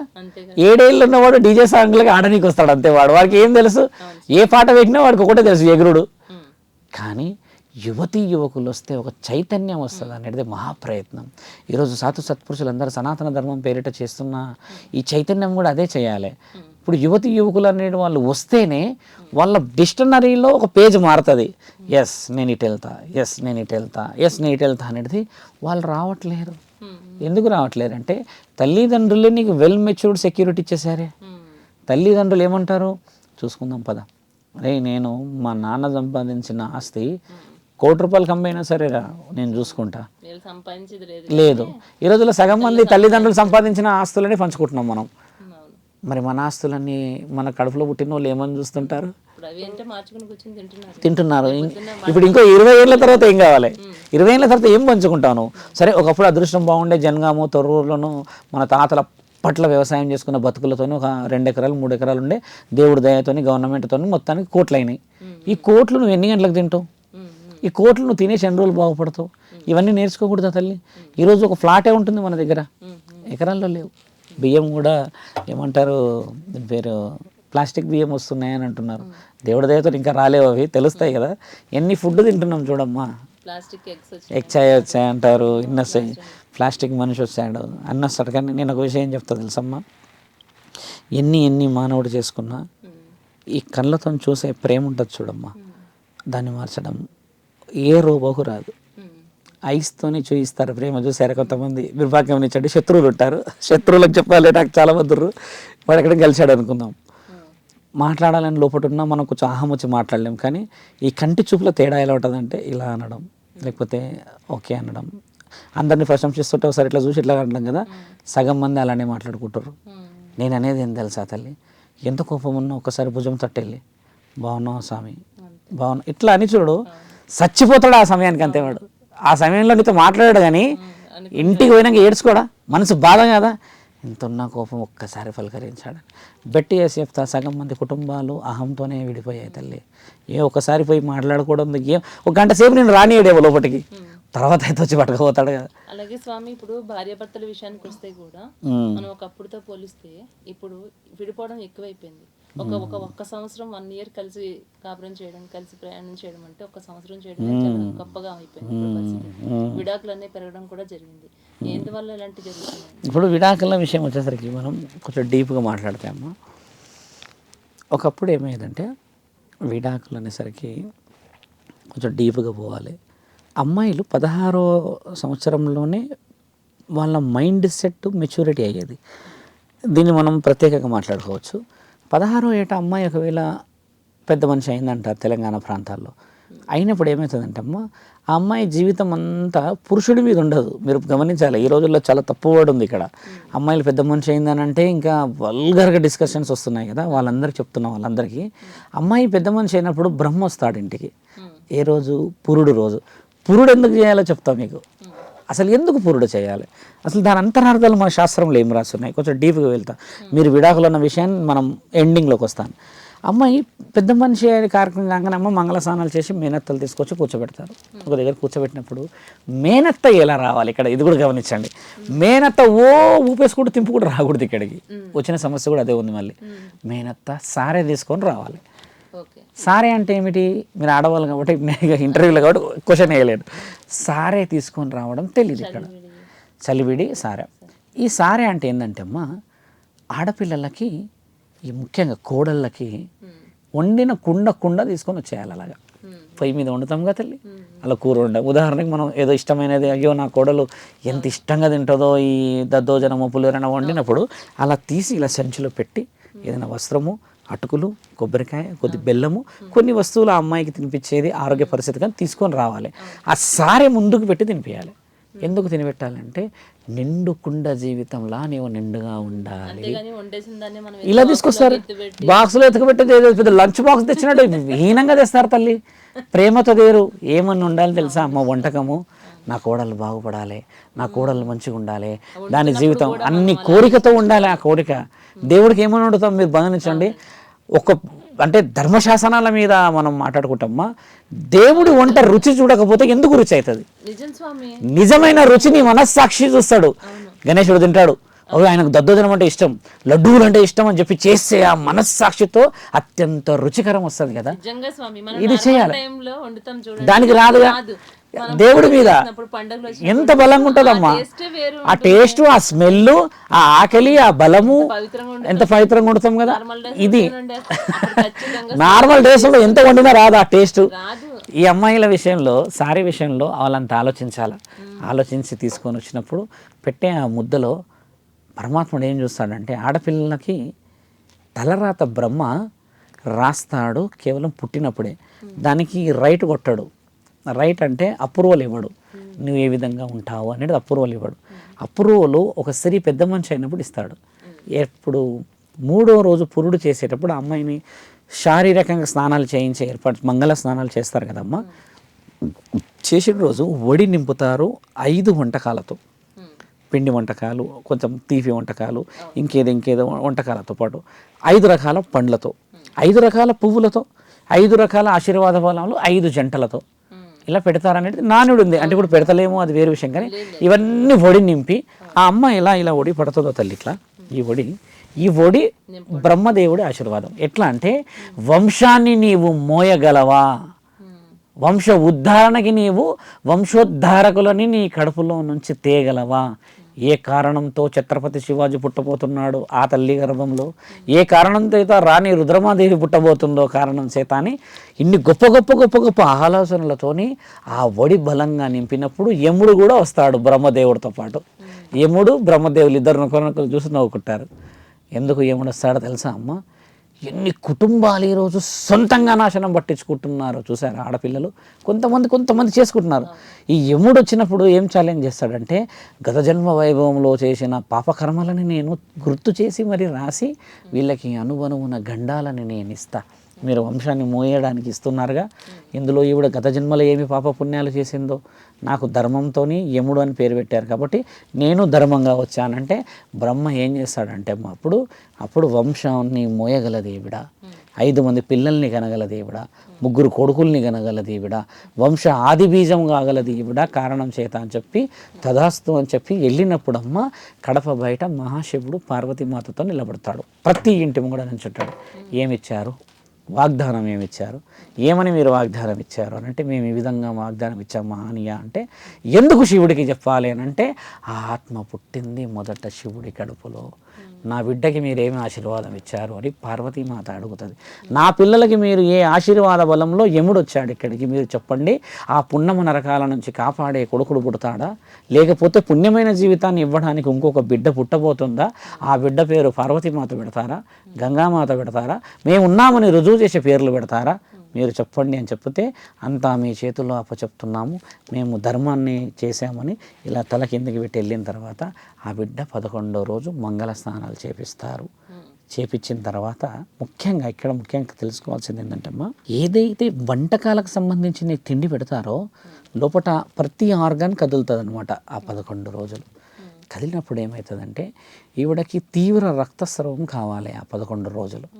అప్పుడే తీవ్రమైన పరిస్థితులను దాటిన వంశోద్ధారకులను కనగలదు. దీంట్లో మెచ్యూరిటీ డిస్కషన్స్ ఇవి. ఎందుకు కొబ్బరికాయ, ఎందుకు బెల్లము, ఎందుకు ఇవన్నీ పెడతారు అంటే అమ్మ, ఆవిడ అంత తిన్నప్పుడు ఆ శరీరం అంత వేడైనప్పుడు శరీరంలో ఉన్న అన్ని నరాల కదలికతోనే రక్తస్రావం అంటే ఋతుచక్రం అవుతుంది. అది ఆ చక్రం తింపడానికని పరమాత్ముడు కొన్ని ఆజ్ఞల చేత ఈ ఫుడ్డే పెడతారు. ఈ రోజుల్లో కొంచెం సాంప్రదాయం తగ్గింది. మేనత్తలు వచ్చి కూర్చోబెడతారు, నాన్నమ్మలు వచ్చి కూర్చోబెడతారు. ఈ నాన్నమ్మలే పడుకోవాలి పక్కన వాళ్ళ దగ్గర, మిగతా వాళ్ళు పడుకోరు, ఇట్లా చేత వేసి పెడతారు. ఎందుకంటే ఒళ్ళు పచ్చిగున్న సమయంలో ప్రేతాత్మలు ఆవహించే అవకాశం ఎక్కువ ఉంటుంది. కాబట్టి అప్పట్లో ఈ పొలిమేర నుంచి ఎవరిని లోపలికి రానియరు. కొన్ని పెడతారు, జిల్లేడు కొడవలు పెడతారు, కర్ర పెడతారు, కొంతమంది ఆయుధాలు పెడతారు, మళ్ళీ తర్వాత ఇంకొంతమంది ఏం చేస్తారు, జిల్లేడాకులు పెడతారు. ఇవన్నీ పాజిటివ్ రావడానికి పెడతారు. మంగళ స్నానాలు 11వ రోజు అయిన తర్వాత ఖచ్చితంగా వచ్చే అవకాశాలు ఉన్నాయి. 99% ఉంటుంది. ఎందుకంటే దేవుడు ఉన్నట్టుగానే దయ్యం ఉంది మన దగ్గర రుజువై ఉండి. కాబట్టి దేవుడు మంచి చేయడానికి వస్తే చెడు చేయడానికి వచ్చే అవకాశాలు. ఇక్కడ 11వ రోజు తర్వాత అమ్మ, ఈ అమ్మాయికి మంగళ స్నానాలు అయినాక పెళ్లి చూపులకు వచ్చేవాళ్ళు. ఫలానా ఊర్లో పెళ్లి కోసం ఉన్నది అమ్మాయి అని వచ్చినప్పుడు అక్కడ ఈవిడ గారు మొదటి రోజు నుంచి 11వ రోజు కార్యక్రమంలో పెళ్లి పనులు జరుగుతూ ఉంటాయి బయట. ఎందుకంటే అప్పుడు 16th ఇయర్, అది అప్పట్లాగా 11th ఇయర్ 12th ఇయర్ కాదు కదా. 16th ఇయర్ అయినప్పుడు ఆ 5 రోజులు ఏం చెప్పేవాళ్ళు తెలుసా అమ్మ? స్వామి, మీ మాటకు అడ్డొస్తున్నాను. అంటే అప్పట్లో మీరు చెప్తున్న ప్రకారం చూసుకుంటే 16 సంవత్సరాల వయసులో పెద్ద మనిషి అవడం జరిగేది. మరి ఇప్పుడు చూస్తే 8, 9, 6, 7 సంవత్సరాలు 8-9 ఇయర్స్ అనడానికి గల కారణం చలనం. అంటే చలన చిత్రాల యొక్క ప్రభావం ముఖ్యంగా ఎలా అంటే అమ్మ, ఆ శరీరంలో లుబ్రికేషన్ ఏదైతే ఉంటుందో న్యూరలాజికల్ సిస్టమ్, బ్లడ్ ప్రెషరు, వీళ్ళు చూడలేని విచిత్రమైన ఛానల్స్లో రావడాలు, ఏమంటారు సోషలైజేషన్లో, డిజిటలైజేషన్, ఈ మొబైల్లో యూట్యూబ్లో ఎన్నో వస్తూ ఉండడం చేత పిల్లలు ఒంటరితనంగా ఉండి ఏం చూస్తున్నారో తల్లిదండ్రులు గమనించట్లేరు. ఇవన్నీ ఇస్తారు. దాంట్లో నెంబర్ ఆఫ్ డిస్కషన్స్ అవుతుంటాయి. ఇప్పుడు ఒక వాయిస్ మెసేజ్ వస్తుంది, ఇట్లా వదిలితే మనం ఏదన్నా పాట నోటి ద్వారా అంటే పాట వస్తుంది కదా, చిన్నపిల్లలకి స్పష్టత రాదు. అక్కడ ఆ స్పష్టతకు కూడా ఒక బొమ్మ వస్తుంది. అట్లా సగం మందికి అవగాహన లేకుండానే దాంట్లో చూసినప్పుడు ఇప్పుడు ఉన్న పరిస్థితి రీత్యా చుట్టుపక్కల కూడా అందరూ అలాగే ఉన్నప్పుడు, ఎటు చూసినా అదే కనబడుతున్నప్పుడు, బాడీలో అంటే వాళ్ళ యొక్క శరీరంలో తెలియని స్పందన మొదలైపోయి ఆ మైండ్ మెచ్యూరిటీ అనేది 8-9 సంవత్సరాల ముందే 8 సంవత్సరాల ఆలోచన చేసేస్తున్నారు వీళ్ళు ఇక్కడ. దీనికోసమని ఈ విచిత్రమైన డిస్కషన్స్, మొబైల్స్ ఇవన్నీ ఆపాలని చెప్పడానికి కూడా ముఖ్యమైన కారణం.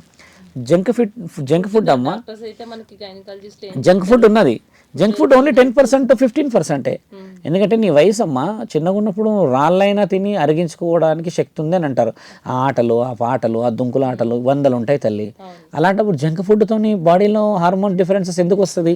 ఈ విషయం డాక్టర్లు చెప్పాల్సిన విషయం ఏంటంటే, ఏదైతే బ్రెడ్, ఏదైతే వనమూలికలో ఇంకేదైతే తయారవుతుందో అది న్యాచురల్గా మన వాళ్ళు స్వీకరించారు. దాన్ని ఇంజెక్షన్స్ ఇచ్చి 3 సంవత్సరాలకు వచ్చేదాన్ని 3 నెలలకు తెస్తున్నారు కదా. ఆ ఇంజెక్షన్ ఏమైంది? హెవీగా పెరిగింది కదా. ఇది అబ్సల్యూట్లీగా బాడీ మీద కూడా పెంచుతుంది. మరి ఆ వస్తువు ఏడ పని చేయాలి? తిన్నాకను రుచికి తిన్న తర్వాత ఇది 10-15% అవుతుంది. నీ 80% అంతా నీ చేతిలోనే ఉంది. దైవాధీనమైన మైండ్, దైవాధీనమైన మంత్రాలు, దైవాధీనమైన పాటలు ఉంటే, ఈ శారీరం అనే కోరిక పరమాత్ముడి మీద ఉంటే, మనసు ప్రశాంతంగా ఉంటే, గుండె ప్రశాంతంగా ఉంటే, శరీరం ఎందుకు ఇబ్బంది అవుతుంది? ఇక్కడ చూసినా కూడా మనం ఇక్కడ సోషలైజేషన్ ఎక్కువ. ఇక్కడ ఉంది ఒకప్పుడు ఉమ్మడి కుటుంబాల్లో ఇక్కడ నుంచి ఇక్కడ వరకు రూములు ఉంటే తల్లిదండ్రులు ఉండడానికి ఒక రూమ్ ఉండేది. మీరు గమనించాలి. ఓల్డ్ ఇప్పటికీ 8 రూమ్లు అంటే 8 గదులున్న ఇల్లులు ఉన్నాయి మనకు అనుకోవచ్చు. 8 గదులల్లో ఒక్క గది శారీరక కలయికకు ఉండేది.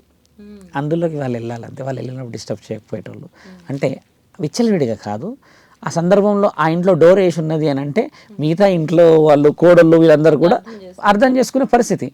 ఇప్పుడున్నది 2-3 రూమ్లే అయిపోయేసరికి ఈ కనబడే డిస్కర్షను, ఈ మొబైల్ డిస్కర్షను 2 ఇంటర్లింక్ దగ్గరకు ఉంటున్నాయి. అంటే ఇక్కడ జరిగేది అబద్ధమా? లేదు, ఇక్కడ కనబడుతుంది నిజం. ఇక్కడ కనబడేది ఇక్కడ ఇంకా ఇంకా ఇంకా ఇక్కడ వివరంగా ఉంది. ఈ వివరణలు చాలామంది పోతున్నారు. అంటే తల్లిదండ్రులు నిజంగా వాళ్ళ పరిస్థితి రీత్యా వాళ్ళు పడుకున్నారు, శారీరకంగా కలిసి హక్కు ఉంది ఒక వయసు ద్వారా అనుకోవచ్చు.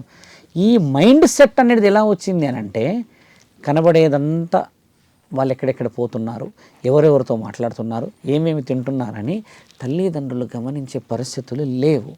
పొద్దున్నే హడావిడిగా ఉరకడాలు, ఈయన ఉరకడాలు, ఆవిడ ఉరకడాలు, ఒంటరితనంలో పిల్లల జీవితాలు చూడండి ఇలా అవుతున్నాయి. అంటే తప్పు పట్టడానికి లేదు ఇక్కడ. అంటే కొంత సమయం వాళ్ళతో కేటాయించడం చాలా ముఖ్యమైనది. ఇప్పుడు ఇక్కడ మొబైల్ విషయాలు వచ్చిన తర్వాత అమ్మా 90% మెచ్యూరిటీ లెవెల్స్ పెరిగాయి. మీరు గమనించండి. ఎవరైతే 13-12 సంవత్సరాల మెచ్యూర్ అవుతారో తల్లి, వాళ్ళు 20 ఏళ్ళ వరకు చిన్నపిల్లల్ని ఆయనే మాట్లాడతారు చూడండి. శరీరమే అవుతుంది అది, అసలైన ఈ బ్రెయిన్ ఎదగదు. 16 సంవత్సరాలకి బ్రెయిన్ కూడా ఎదుగుతుంది. అందుకనే ఒక భర్త వచ్చిండు, ఒక మగవాడు వచ్చిండంటే అది దూరేది మైండ్లోకి. అప్పుడు ఏం చెప్పేవాళ్ళు? మహాపతిపతల గురించి చెప్పేవాళ్ళు. వాళ్ళు అడిగేవాళ్ళు ఎవరు ఈయన అని. ఈయన గారు ఎవరు అని అంటే రామచంద్రుల యొక్క కథ చెప్పేవాళ్ళు, పరమశివుడి పార్వతి పరమేశ్వరుల కళ్యాణం గురించి చెప్పేవాళ్ళు, మహావిష్ణువు లక్ష్మీ కథలు చెప్పేవాళ్ళు, నారసింహ చరిత్రలు చెప్పేవాళ్ళు. ఇలా చెప్తూ వచ్చేసి స్త్రీకి మహాపతివతల లక్షణాలు చెప్పేవాళ్ళు. మహాపతివతలు ఎవరు ఇక్కడ? సతీ సావిత్రి, అహల్యాదేవి, మండోదరి, సువర్చల, అరుంధతి. బాగా గమనించి చూడాలి. సువర్చల, మండోదరి రావణాసుడి వారసులు. మండోదరి ఏమో రావణాసుడి భార్య, 10 తలలున్న రాక్షసుడి భార్య కూడా మహాపతివత. చూసారా? భర్త ఎలాంటి వాడైనా ఈవిడ మహాపతివతల్లో 5వ పేరు, 3వ పేరు, 5వ పేరు సువర్చల. సువర్చలాదేవి వచ్చేసేసి రావణాసుడి యొక్క కొడుకు భార్య, సొంత కోడలు. రాక్షసుడి కడుపులో రాక్షసుడే పుట్టిండన్నా కూడా మహాపతివత నియమ నిబంధనల్లో ఇప్పటికీ మన పురాణాలలో వాళ్ళిద్దరు పేర్లు ఉన్నాయి. అత్త కోడలు ఎన్ని వివరాలు, గొప్ప చరిత్రలు అయ్యాయి. చూసారా? ఇలా విషయాలు చెప్పినప్పుడు ఆ స్త్రీకి ఏముండేదంటే మైండ్లో, ఓహో భర్త అంటే ఇలా ఉంటాడా, ఆయన గొప్ప పనులు చేస్తాడా, ఆయన వల్ల మనం ఇలా ఉంటామా. అప్పుడు భర్త 18వ సంవత్సరంలో ఉంటాడు. ఆయనకి ఏం చెప్పేవాళ్ళు తెలుసా తల్లి? శ్రీరాముడి గొప్ప చరిత్ర చెప్పేవాడు, భార్యని ఎలా సాధించగలిగాడు. అరుంధతి మాత యొక్క భర్త సత్యవంతుడి యొక్క గొప్ప చరిత్ర చెప్పేవాళ్ళు. తర్వాత మన దగ్గర 10 అవతారాలు ఎత్తిన మహనీయుడు మహావిష్ణువే. ఎప్పుడు కూడా శివుడు ఎత్తలేడు అవతారాలు, ఆయన గారు మాత్రమే ఎత్తుతారు. ఆయన ఒక్కొక్క రోజు ఒక్కొక్క విషయం ఒక్కొక్క చరిత్ర చెప్పిన గొప్ప పనులలో భార్యను ఎప్పుడు వదలలేడు. శివుడి చరిత్ర చెప్పేటప్పుడు పార్వతీమాత అర్ధనారీశ్వరి తత్వాన్ని చెప్పినప్పుడు ఈయనకు భార్యపై ఎక్కడ లేని విలువ. అప్పుడు వాళ్ళిద్దరి మధ్యలో ఉన్న ఆ పరదా తీసినప్పుడు ఒకరికొకళ్ళు అటు సీత ఇటు రాముడు కనబడేవాడు, అంతే. ఈయననే నా దేవుడు అంటే, ఈయననే నా దేవత అంటే ఇదే కనబడేది. ఇప్పుడు ఈవిడ ముక్కు ఎర్రగా ఉందా, ఈవిడ మూతి ఎర్రగా ఉందా, ఇక్కడ నుదుటి ఇలా పైకి వచ్చింది, ఈవిడ హెయిర్ బారగలేదు, అది విగ్గా, ఎన్ని క్వశ్చన్లు దాష్టికమైన వచ్చాయి. ఈవిడేం చూస్తుంది తెలుసా, ఐసైట్ ఉందా, ఈయన హైట్ ఉన్నాడా లేడో, జాబ్ అయితే బాగానే ఉంది, అమ్మ 20 లక్షలు వస్తే అయిపోతుందా, ఈ డిస్కషన్స్ ఎక్కడే తల్లి. అంటే మనం ఇక్కడ మనం కొన్ని చూస్తూ ఉంటే ఎన్విరాన్మెంట్ మాట్లాడుతున్నాం. కనీసం ఒక 20 లక్షలు సంపాదించాము. నేను ఒక ఫోన్ విన్నా అమ్మ, నేను సడన్గా బాగా ఎండ ఉందని ఆయా ఫోన్లో వాళ్ళ అమ్మాయికి సంబంధం నెల్లూరుకి ఫోన్లో ₹1,00,00,000 అండి, ₹1,00,00,000 ఏంది, నేను ఏం మాట్లాడతాను మీతోని అని అన్నది. అయితే అన్నాక కట్నం అయితే ఈయనేమన్నారు, అక్కడ నుంచి ఒక వర్డ్ ఏదో వినబడితే ఏమేమి తెలుసా, మా అమ్మాయి ప్యాకేజీ 30 lakhs అండి, మీ ఓన్లీ 7 lakhs 8 lakhs ప్యాకేజ్ అని అంటే అదే అట్లా కుదరదండి, నేను బిజీగా ఉన్నాను, ఫోన్ కట్ చేసింది. అంటే నువ్వు నీ బిడ్డని నమ్ముతున్నావా, అల్లుడిని కొనుక్కుంటున్నావా, సరే బాగుంది, ఇద్దరిని మనము ఈ డౌరీ అనేది ఎలా వచ్చింది అనేది నేను వడి బియ్యం నుంచి మనకి అది వడి బియ్యం ఈ కట్నం ఎలా వచ్చిందో మరోసారి చెప్తా, అదొక 20 నిమిషాల టాపిక్. అలా వచ్చినప్పుడు ఏమవుతుందనంటే అమ్మా, ప్రేమకి విలువ లేదు. నువ్వు అని ఇట్లా చిటికేయడానికి గల కారణమే ఆ డబ్బు. ప్రేమ అనేది లేకపోయేసరికి చిటికేస్తున్నావు. నీకు ఎంత ఇచ్చావు, 10 లక్షలు, నువ్వు ఎంత ఇచ్చావు, 20 లక్షలు. భరణం కింద కోట్లు కొంతమంది లక్షలు తీసుకుపోతుంటారు ఇట్లా వేస్తుంటే, అంటే అది చేశాడు ఇది చేశాడు కదమ్మా, మంచి చాలా ఆనందం అవుతుంది. అలా వేస్తూ కోట్లు మెట్టెక్కిన ప్రతి తల్లిదండ్రులు, ఈ యువకులు విడిపోయిన వాళ్ళ కింద 2 సంవత్సరాల పోరాలు ఉంటారు పిల్లలు. నీవంటే విడిపోయావు, నీ భార్య మీద హక్కు లేదని, నీవంటే విడిపోయావు, నీ భర్త మీద హక్కు లేదని, ఏ హక్కు ఉందని వాళ్ళని విడగొడుతున్నారు. ఈ ప్రశ్నకి నాకు జవాబు కావాలి తల్లి. నన్ను ఎక్కువ బాధించే ప్రశ్ననే ఇది. నీకు తల్లిదండ్రులు వెళ్ళిపోతున్నారు కదా, ఈయన తల్లిదండ్రులకి ఏం చెప్తావు నువ్వు, స్కూల్లో వేస్తావుగా, మీ నాన్న ఏం చేస్తాడని అడుగుతారు కదా. నేను ఛాలెంజ్ చేసి చెప్తామా, 6 సంవత్సరాలైనా 4 సంవత్సరాలైనా వాడి నాన్న అంటే తెలుసుంటుంది వాడికి. నాన్న అంటే చుట్టుపక్కల ఉన్న వాళ్ళందరూ సాయంత్రం వేళ పట్టుకుపోతాడు, ఏదో తినికొసుకొస్తాడు, భుజాల మీద ఎత్తుకుపోతాడుగా. అంతటి అభంశుభం తెలియని పిల్లల్ని వదిలిపెట్టిన మీరు భూమికి భారం కాదా. ఆ పిల్లల మనసు చిన్నప్పటి నుంచి ఎంత శత్రుత్వం వస్తుంది, ఎంతటి దాష్టికమైన శత్రుత్వం. ఎవరు ఈ హక్కు ఇచ్చారు? ఇన్ని వివరణలు లేని పెళ్ళి ఎందుకు చేయాలి? పంతులు చెప్పట్లేరు, పురోహితులు చెప్పట్లేరు, పెళ్లి గొప్పతనం అంటే ఏందో చెప్పట్లేరు. లక్షల కట్నాలు, దరిద్రాలు చూడండి. ఫంక్షన్ హాల్లో పెళ్ళిళ్ళు ఏంటమ్మా, గుడిలో చేయొచ్చుగా పెళ్ళి. కేదార్నాథ క్షేత్రాన్ని నేను కడుతున్నా కదమ్మా, నేను గతంలో చెప్పాను. ఎంత ధైర్యం అమ్మా, దేవుళ్ళకి అనుమతిస్తలేం మనం రావడానికి. ఇంటి ముందు చేయాలా లేదా గుడిలోనే చేయాలి పెళ్ళిళ్ళు. ఫంక్షన్ హాల్లో చేస్తే అమ్మ పెళ్ళి ఎప్పటికైనా ప్రమాదమే. ఎందుకు ప్రమాదం? నువ్వు పోయిన ఫంక్షన్ హాల్లో ఆ రోజు సాయంత్రమే శ్రద్ధాంజలి అవుతుంటుంది, మరి ఆడ ఒక భౌతిక కాయం పట్టుకొస్తారు ఒకళ్ళు. ఎక్కడ పుణ్యం ఉందమ్మా? మరి ఇవన్నీ ఎందుకు? నీకు చెప్పులు వేసుకొని వస్తాం, చెప్పులు వేసుకొని ఏ మాంగళ్య బలాన్ని తీసుకురావడానికి ఆ అక్షంతలు వేయాలంటే అమ్మ ఆ చేతికి అదృష్టం ఉండాలి. అలాంటి చేతులను అక్షంతలు పెట్టుకొని, కాళ్ళకు షూ పెట్టుకొని, కాళ్ళకి అవి పెట్టుకొని వాళ్ళని ఆశీర్వదిస్తామా? ఎక్కడి దాష్టికాలు ఇవన్నీ? ఇవన్నీ నేర్పించే వాళ్ళు లేరు కదమ్మా ఈ రోజుల్లో. మీరు అన్నట్టుగా శ్రీనివాస్ టాపిక్, నేను వర్షిని టాపిక్ అంటే ముఖ్యంగా ఈరోజు కుటుంబాలు ఏం కోల్పోతున్నాయి అనేది అర్థం కావాలి. ఇవన్నీ తల్లిదండ్రులు చెప్పకపోతే, ఆ ఆడపిల్లలకి నేర్పించకపోతే ఎంతని ఒంటరితనం తల్లి. ఒకప్పుడు ఒక బాల్ తగిలినా బిడ్డలు తట్టుకునే పరిస్థితుల్లో ఉన్నారు. ఇప్పుడు ఒక బాల్ తగిలితే 4 రోజులకి ఏమవుతాడో తెలుస్తలేదు, చనిపోయిన వాళ్ళు ఉన్నారు. ఎనర్జీ లేదు, బోన్స్లో బలం లేదు. ఎన్ని కారణాలు ఎందుకు అవుతున్నాము? మన చేతిలో లేదా? మరి ఊర్లో ఉన్న వాళ్ళు బలంగా ఎందుకు ఉన్నారంటే న్యాచురల్గా ఉన్నారు. మరి ఇక్కడ ఉన్న వాళ్ళు బలంగా లేరు అంటే నువ్వు అబ్నార్మల్గా ఉన్నావు. ఇన్నిటికి దారి తీస్తుంది కదా. ఎక్కడ పోయినా న్యాచురాలిటీ దేవుడే. వర్షిని విషయం వాళ్ళ తల్లిదండ్రుల పొరపాటు నేను ఏం చెప్తానంటే అమ్మా, ఒక తండ్రి నిజంగా బిడ్డల్ని గారాభంగానే పెంచుతాడమ్మా. ఎందుకంటే వాళ్ళు పడ్డ కష్టాలు పిల్లలు పడకూడదని. సో ఇది చేసిన తప్పే అది. మనం ఇది చేసిన ఇప్పుడు నా బిడ్డలు నేను పడ్డ కష్టం పడొద్దని తల్లిదండ్రులు పెంచితే మనం ఇచ్చే మర్యాద గుండెల మీద ఒక్కసారి ఇట్లా పక్ అంత అనేసేస్తున్నాం. చిన్నప్పటి నుంచి మనం వాళ్ళకి ఎలా సిస్టమేటిక్గా లేమే. వాళ్ళు పెద్ద అయిన ఆ తర్వాత బిడ్డల్ని శత్రువుల్లా కనిపిస్తాం తల్లిదండ్రులు ఇప్పుడు మొన్న వాళ్ళ నాన్న కార్యాన్ని కురుకుతున్నాడు, ఆ పిల్ల ఇలా కూడా చూస్తలేదంట. ఆ పిల్ల ఎన్ని రోజులు వీళ్ళ గురించి ఎదురు చూసి ఉండొచ్చు, నన్ను ప్రేమిస్తాడేమో మా నాన్న, కొంచెం గారాబం చేస్తాడేమో అంటే, నాన్ననేమో బిజీ సంపాదనలో, అమ్మనేమో బిజీ ఆరోగ్య పరిస్థితిలో, ఇన్ని అయిపోయిన దాంట్లో మరి శ్రీనివాస్ లాంటి వాళ్ళు ఫ్లెక్సిబిలిటీగానే కనిపిస్తారు కదా. కాబట్టి ఏంటంటే శ్రీనివాస్ది ఇక్కడ ముమ్మాటికి 50% తప్పు అయితే ముమ్మాటికి 50% ఈ అమ్మాయి తప్పు. దీన్ని ఖండించలేకపోతున్నాం కదా మనం, దీంట్లో 100% మన తప్పు. స్వామి అటువైపు వెళ్ళొద్దు అనుకుంటున్నా కూడా, ఎందుకంటే కొన్ని విషయాలు మాకు తెలియాలి కదా. ఇప్పుడు శ్రీనివాస్ అనే వ్యక్తి అఘోరిగా మారడం జరిగింది. ఇప్పుడు ఎన్ని సంవత్సరాలు సాధన చేస్తే వీళ్ళు మారుతారు? ఇతను చూస్తుంటే 7 సంవత్సరాల వయసులోనే నేను వెళ్ళిపోయాను, సాధనలోకి వెళ్ళిపోయాను, అఘోరిలో కలిసిపోయాను అంటున్నాను. అతను చూసుకుంటే ఫోటోలు అవన్నీ మనం చూస్తూ ఉంటే రీసెంట్ నగర్లో ఇక్కడ అక్కడెక్కడ తిరిగినన్ని కూడా రీసెంట్ ఫొటోస్ అన్ని మనకు కనిపిస్తా ఉన్నాయి.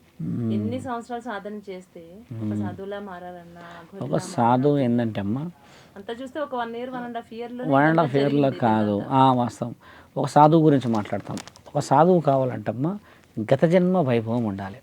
ఇది ఋషి పరంపరలో కొందరు వ్యక్తులు మనకు కనబడతారు. కూడా ఉండాలి. అలాంటి అర్హత ఉంటుందంటే, నీ వల్ల ఒక కారణం జరగబోతుంది అని అన్నప్పుడు ఆ గత జన్మ శాపంలో ఉన్న వ్యక్తులే సాధువులు అవుతారు. నా మాటేనండి. గత జన్మలో పుణ్యంలో ఉన్న వాళ్ళు సాధువు గారు బాగా గమనించండి. గత జన్మ శాపం కానీ గత జన్మ పాపం కానీ దైవాధీనమైన ఆలోచనలలో చేసిన పొరపాట్ల వాళ్ళే సాధువులు అవుతారు. ఎలా అవుతారు?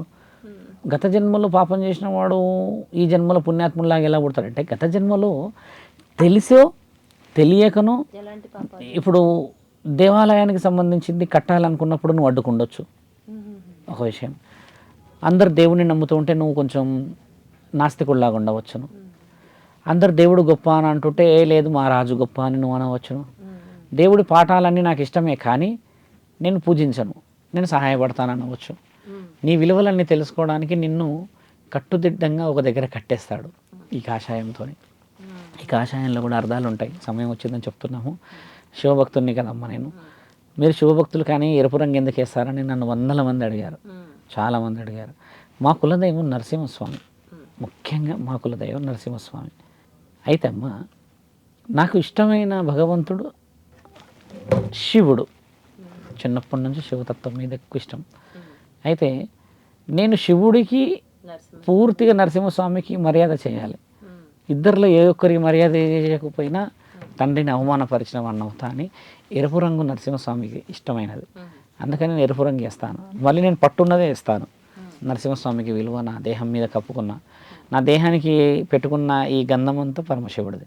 కాబట్టి నేను ఇద్దరికీ 50-50 చేసి, నా ఇలవెలుపు ఉన్నది మా అమ్మ నల్లపోచమ్మ తల్లి, మాకు ఇలవెలుపు, మా ఇంటి దేవత. అమ్మకి విలువ ఎలా ఇస్తా అంటే అమ్మ నేను ఖచ్చితంగా అఖండ జ్యోతి పెట్టి అమ్మ పేరుతో మాట్లాడుకుంటాం. ఆమెకి మా ఇంటి ఇలవెలుపు కదా, ఇలవెలుపుకి అఖండ జ్యోతి పెడితే ఏమవుతుందంటే ఆమె ఇంటి వెలుగు అనమాట. ఇంటి లోపల ఉండే దేవతలు ఇలవెలుపులు, ఇంటి బయట నా తండ్రి నరసింహుడు మహాశివుడు. ఆశయంలో సాధకులు నాకు ఇద్దరు కాబట్టి ప్రతి కుటుంబంలో ఈ విలువలు ఉన్నాయి. ఇలా మన ఒక దేహాన్ని పరమాత్ముడు ఇచ్చాడు అని అంటే అమ్మ ఒక అర్థంతో ఇచ్చాడు. ఈరోజు ఒక మహాక్షేత్రాన్ని కట్టాలని తిరుగుతున్నాం, కేదార్నాథ్ ఆలయం. నేనేం ఆలోచిస్తా అంటే అమ్మ, ఇప్పుడున్న యువతులందరూ చెప్తున్నా, కేదార్నాథ్ క్షేత్రం అంత సులభంగా కట్టడానికి రాదు. ఎంతోమంది కట్టడానికి వచ్చారు పోయారు, అది వేరే విషయం. కొంతమంది ప్రయత్నాలు చేస్తున్నారు, అది విషయం. ఒక వ్యక్తికి అది వచ్చిందంటే ఏ జన్మలో ఏ పాపమో ఏ పుణ్యమో తగిలి ఉన్నదో ఈ జన్మ సార్థకానికి ఈ దేహానికి ఆ గుడి కట్టే అవకాశం నాకు ఇచ్చాడు. పుణ్యం అయితే అమ్మ నేను ఎప్పుడో కట్టేటోని గుడిని, ఎప్పుడో గుడి అయిపోయేది. నాకు డబ్బులు ఇచ్చేటోళ్ళు వచ్చారు, 100 మంది వచ్చారు, గుడి కట్టగల. ఇక్కడ ప్రతి సాధువులల్లా కూడా విషయం తెలుసుకోవాలి. బ్రహ్మచారితోనున్న వాళ్ళు ఒకళ్ళు. ఈ కేశఖండనలో కూడా ఇలా జుట్టు ఉండే వాళ్ళది ఒక తత్వం ఉంటుంది. మీరు ఇదే కేశఖండనను కొంచెం ఆలోచనలో పోతే వెనక్కి వదిలేసే వాళ్ళు ఉంటారు, ఇలా వదిలేసిన వాళ్ళు ఉంటారు. ఏ కేశఖండనైతే ఇక్కడ జుట్టు కడతదో, నా గురించి అని కాదు, జుట్టు కడుతుంది, జడలు కడతారో, ఎవరైతే దాన్ని పైకి కడతారో ఆయన గారు భిక్షాటకుడు అని అర్థం. భిక్షాటకుడు భవతి భిక్షాందేహి అని నేను ఇప్పుడు ఇంటింటి దగ్గర నేను భవతి భిక్షాంది అని అంటాను. నేను ప్రతి ఇంటిని కూడా పోయి త్రిశూలం పట్టుకొని నుంచి నేను భవతి భిక్షాందేహి అంటే హడావిడిగా వచ్చి స్వామి యూట్యూబ్లో కనబడుతున్నాడు కనబడుతున్నాడు అని ఆనందపడతారు, వస్తారు, మాట్లాడతారు, పోతుంటే వీడియోలు తీస్తారు, అన్నీ తీస్తూ ఉంటారు. ఈ జుట్టు ఈ పైకి వచ్చిన తర్వాత జడ కట్టిందని అంటే నీవు అడిగే భిక్షలో పుణ్యం ఆ ఇంటికి రావాలని చెప్పేసి పరమశివుడు ఇచ్చిన ఆజ్ఞ. ఒక విషయం, ఇదే జుట్టు ఇట్లా కట్టి మనిషి దేవి ఉపాసకురాలు ఉన్నారనుకోండి, అక్కడ కూర్చొని మాత్రమే నువ్వు క్షేత్రాన్ని పాలించాలా. ఇట్లా జుట్టున్న వాళ్ళు శివభక్తులకి ఇలా జుట్టు కట్టిందనంటే భిక్షాటనకి వెళ్ళాలి అని అర్థం. శివభక్తులకి చెప్తున్నాము, చాలామంది వినాలి. భిక్షాటన చేయలేని శివభక్తుడు భక్తుడు కాలేడు. శివుడే భిక్షాటనకు పోతే చిన్న అనుకూలం మనం ఎంత. ఇంకొక జుట్టు ఉంటుంది, కొంతమంది చాలా స్టైలిష్గా హెవీగా చేస్తారు కదా, వీళ్ళంతా మోడర్న్గా భగవంతుడు వాళ్ళొక క్షేత్రంలో కొన్ని ఆస్తులు ఉండడం చేత వస్తేంది రాకపోతేంది, భక్తులు వస్తేంది పోతేంది. దువ్వెన పెట్టాం, చేతులతోనే ఇట్లా అంటామని, చేతులతో దువ్వెన పెట్టడానికి రాదు, నాదంతా జడలు ఉంటుంది, ఇంతలా బలంగా ఉంటుంది, అది జడలు పెట్టడానికి రాదు. స్వామి ఇప్పుడు ఈ శ్రీనివాస్ అనే వ్యక్తికి విగ్గే కదా మరి, విగ్గు. ఇప్పుడు చూడమ్మా, ఎన్నేళ్ళ సాధన చేస్తే అంత జుట్టు వస్తుంది. ఇప్పుడు ఆడవాళ్ళు అయితే చిన్నప్పటి నుంచే పెంచుతారు కదా, ఆడవాళ్ళు కూడా ఉండదు అది. అదే ఒక దాన్ని ఏమంటారంటే అమ్మా, ఈ హెయిర్ ఇలా తీసామనుకోండి జుట్టు కొన్ని, ఆ దాంట్లో ఆ జుట్టు కలుపుతారు, అది కలుపుతారు. అవంతా వచ్చేసి ఎలా దేని జుట్టు వస్తుంది అంటే ఈ సావురాలో దానివల్ల ఆయనకి స్పాండిలోసిస్ వస్తుంది ఫ్యూచర్లో. మెడ నరాలన్నీ తెగిపోతాయి బరువుకి. ఇప్పుడు ఆనందంగా ఉన్నది వయసులో ఉన్నావు కాబట్టి, కొంచెం వెనక్కి ఒరిగామంటే పైకి లేవడానికి కూడా రాదు నీకు. ఇక దాని పరిస్థితులు వేరే ఉంటాయి. సాధు సత్పురుషులంతా గత జన్మ పుణ్యాన్ని సంపాదించిన వాళ్ళే సాధువులు అవుతారు. పురోహితులు కూడా వంశ ఆలోచనతో వచ్చిన వాడే పురోహితుడవుతాడు. ఓపెన్గా చెప్పొచ్చు, బహుశా బ్రాహ్మణులు విన్నా చెప్తాను, ఆది బీజం ఉన్న వాళ్ళదే గుడిలో అధీనం ఉంటుంది. మీరు గమనించండి. ఇప్పుడు చూడండి, జీతాలకు పనిచేస్తున్నారు పురోహితులంతా. ఒకప్పుడు వెనక్కి చూస్తే అమ్మ, ఇప్పుడు చూడండి, చాలామందికి తెలియాల్సిన అవసరం, అన్నమయ్య మనవడు ఎవరైతే ఉన్నారో ముని మనవడు తిరుమల తిరుపతి వెంకటేశ్వర స్వామి ఆలయంలో ముఖ్య అర్చకుడు. నేను ఓపెన్గా చెప్తున్నాను కదా, మీరు ఓపెన్గా ఛాలెంజ్ ఇచ్చి చూడొచ్చు. ఆయన ముఖ్య అర్చకుడు, ఆయన అని చెప్పి చాలాసార్లు చెప్పారు, కానీ మనం అంత డిజిటలైజేషన్ చేయలేము. చూసారా, అన్నమయ్య కట్టిన గుడి అది, మనందరూ తెలిసిందే. వాళ్ళ వంశాన్ని తండ్రి ఇంకా ఆనే పెట్టుకున్నాడు. ఇలా కొన్ని ఇంట్లో ఉంటాయంటమ్మా, నువ్వు పుణ్యం ఉంటేనే నువ్వు పుట్టగలవు అక్కడ.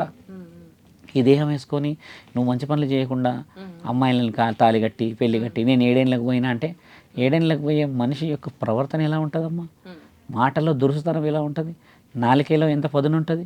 మాట్లాడితే సాధువులు వినాలని ఎదురు చూసే లక్షల కుటుంబాలు ఉన్నాయి, ఒక సాధువులు మాట్లాడితే. అలా ఉందా ఈరోజు?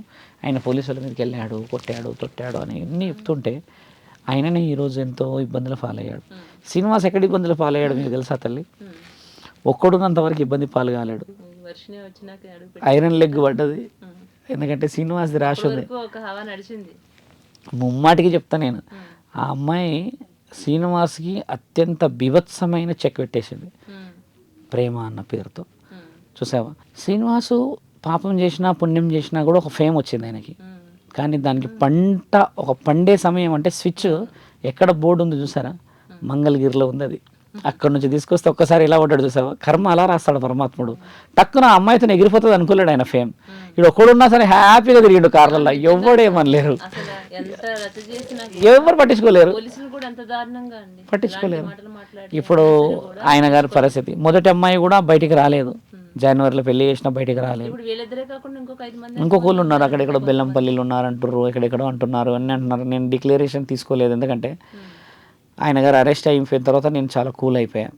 ఏ రోజైతే ఆయన అరెస్ట్ అయ్యిండని చెప్పారో నేను ఆ రోజు 2:30కి అవుట్ ఆఫ్ స్టేషన్ వెళ్ళిపోయి నేను నిన్న రాత్రి వచ్చాను, మళ్ళీ రేపు వెళ్తున్నాం. ఇప్పుడు షెడ్యూల్ ఎలా ఉంటాయంటే అమ్మా, 15 రోజులు తిరిగి ఒక ప్రతిఫలం సంపాదించాక సాధువుల పేరు పాడు కాకూడదన్న ఉద్దేశంగానే దిగాను అందులోకి. ఆయన మీద చాలా మంది వచ్చారు, అరెస్ట్ అని చాలా మంది వచ్చారు. ఆయన గారు నాకు 2-3 ఫోన్స్ కూడా చేశారు, ఇట్లా సంగతి అట్లా సంగతి, కొంచెం వదిలేద్దాం, మీరు భక్తిలో ఉన్నారు అని, కొంచెం చూసుకుందామని కొంతమంది చెప్తే చూసుకుందామని నేను కూడా అన్నాను. అక్కడ దాకా వచ్చిన తర్వాత నేనేమన్నా అంటే, ఈ అమ్మాయిలు రాకపోయింటే నేను కొంచెం ఆలోచించేవాడిని. ఈ అమ్మాయిలు ఓపెన్గా చెప్పేస్తారు కదమ్మా మోసం చేశాడని, ఇంకా కూడా మనం నిద్ర లేవకపోతే మరి జీవితం ఎలా నిల్చోబెట్టుకుంటాం తల్లి?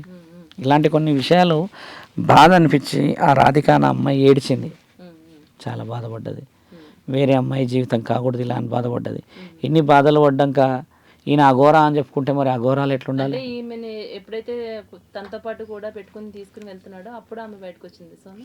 అలా రాలేదు. ఆ అమ్మాయి రావడానికి ఒక ఇంటెలిజెంట్ డిస్కషన్ ఎట్లా ఉందంటే, శ్రీనివాస్ అప్పటిదాకా టచ్లోనే ఉన్నాడు ఈ అమ్మాయితోని, మొదటి భార్యతో టచ్లో ఉన్నాడు, ఈమెతో కూడా టచ్లో ఉన్నాడు. ఈయన ఏం చేశాడు, చేసుకున్నాడు. ప్రకటన ఏమి ఇచ్చాడంటే ఈయన తల్లి కూతుర్లమని ప్రకటన ఇచ్చాడు మంగళగిరిలో. ఈ అమ్మాయి బయటికి రాలేదు. ఇక తల్లి కూతుర్లు అంటున్నాడు. ఈ అమ్మాయి చూస్తే చిన్న పిల్ల, అంతా మెచ్యూర్గా లేదు. ఇక సీనుకు తోడు ఉంటుంది కదా, ఒక చిన్న బొచ్చుకోకని పెట్టుకొని ఇద్దరు తిరిగారు తల్లి కూతురు అని. ఒక ప్రకటన ఏమొచ్చిందంటే, మేమిద్దరము భార్య భర్తలం అన్న డిక్లరేషన్ రెండోసారి ఇచ్చాడు. మొదటిసారి అమ్మాయిని తీసుకొని వెళ్ళిపోయి ఉజ్జయిన్లో దొరికిండు. ఆ రోజు నైట్ పోలీసు వాళ్ళు పట్టుకొచ్చారు. పట్టుకొచ్చిన తర్వాత అమ్మ కరెక్ట్గా 3 రోజులకు అమ్మాయి పారిపోయింది కదా. పారిపోయిన తర్వాత ఇమ్మీడియట్లీ ప్రకటన ఏమి ఇచ్చాడంటే ఈయన, మేము పెళ్లి చేసుకోబోతున్నాము అని అన్నాడు. అప్పుడు నేను ఛానల్లో కొంచెం ఇట్లా కాదు అట్లా కాదు సాధు అంటే నాకు ఫోన్ చేసిండు శ్రీనివాస్. లేదు గురువుగారు, తల్లి కూతుర్ల పవిత్రమైన బంధమే నాది. ఆడియో అమ్మ అన్నది, గోరిమాత అమ్మ అన్నది, ఇట్లా ఇన్ని అయిపోయిన తర్వాత ఈ పెళ్లి ప్రస్తావన రాగానే అంగరంగ వైభవంగా చేసుకుంటున్నాం ఒక మహా జ్యోతిర్లింగంలో, మీకు అందరికి లైవ్ పెడతా, అందరు రావచ్చు అని అన్నసరికి ఈ అమ్మాయికి బయటికి వెళ్ళింది. వెళ్ళి ఇక ఈయన చేస్తున్నది ఇదా, నాకు ఇట్లా చెప్పిండని బయటికి. ఈ అమ్మాయి రావడానికి అబ్సల్యూట్లీ రీజన్ ఉంది. బయటకు వచ్చింది, చెప్పింది, రుజువు చేసింది. ఈ అమ్మాయి వచ్చిన రోజు ఈవినింగ్ పెళ్ళి అయింది. ఇన్ని వివరణల్లో జరిగే చూసారు ఎంత స్టెప్ బై స్టెప్.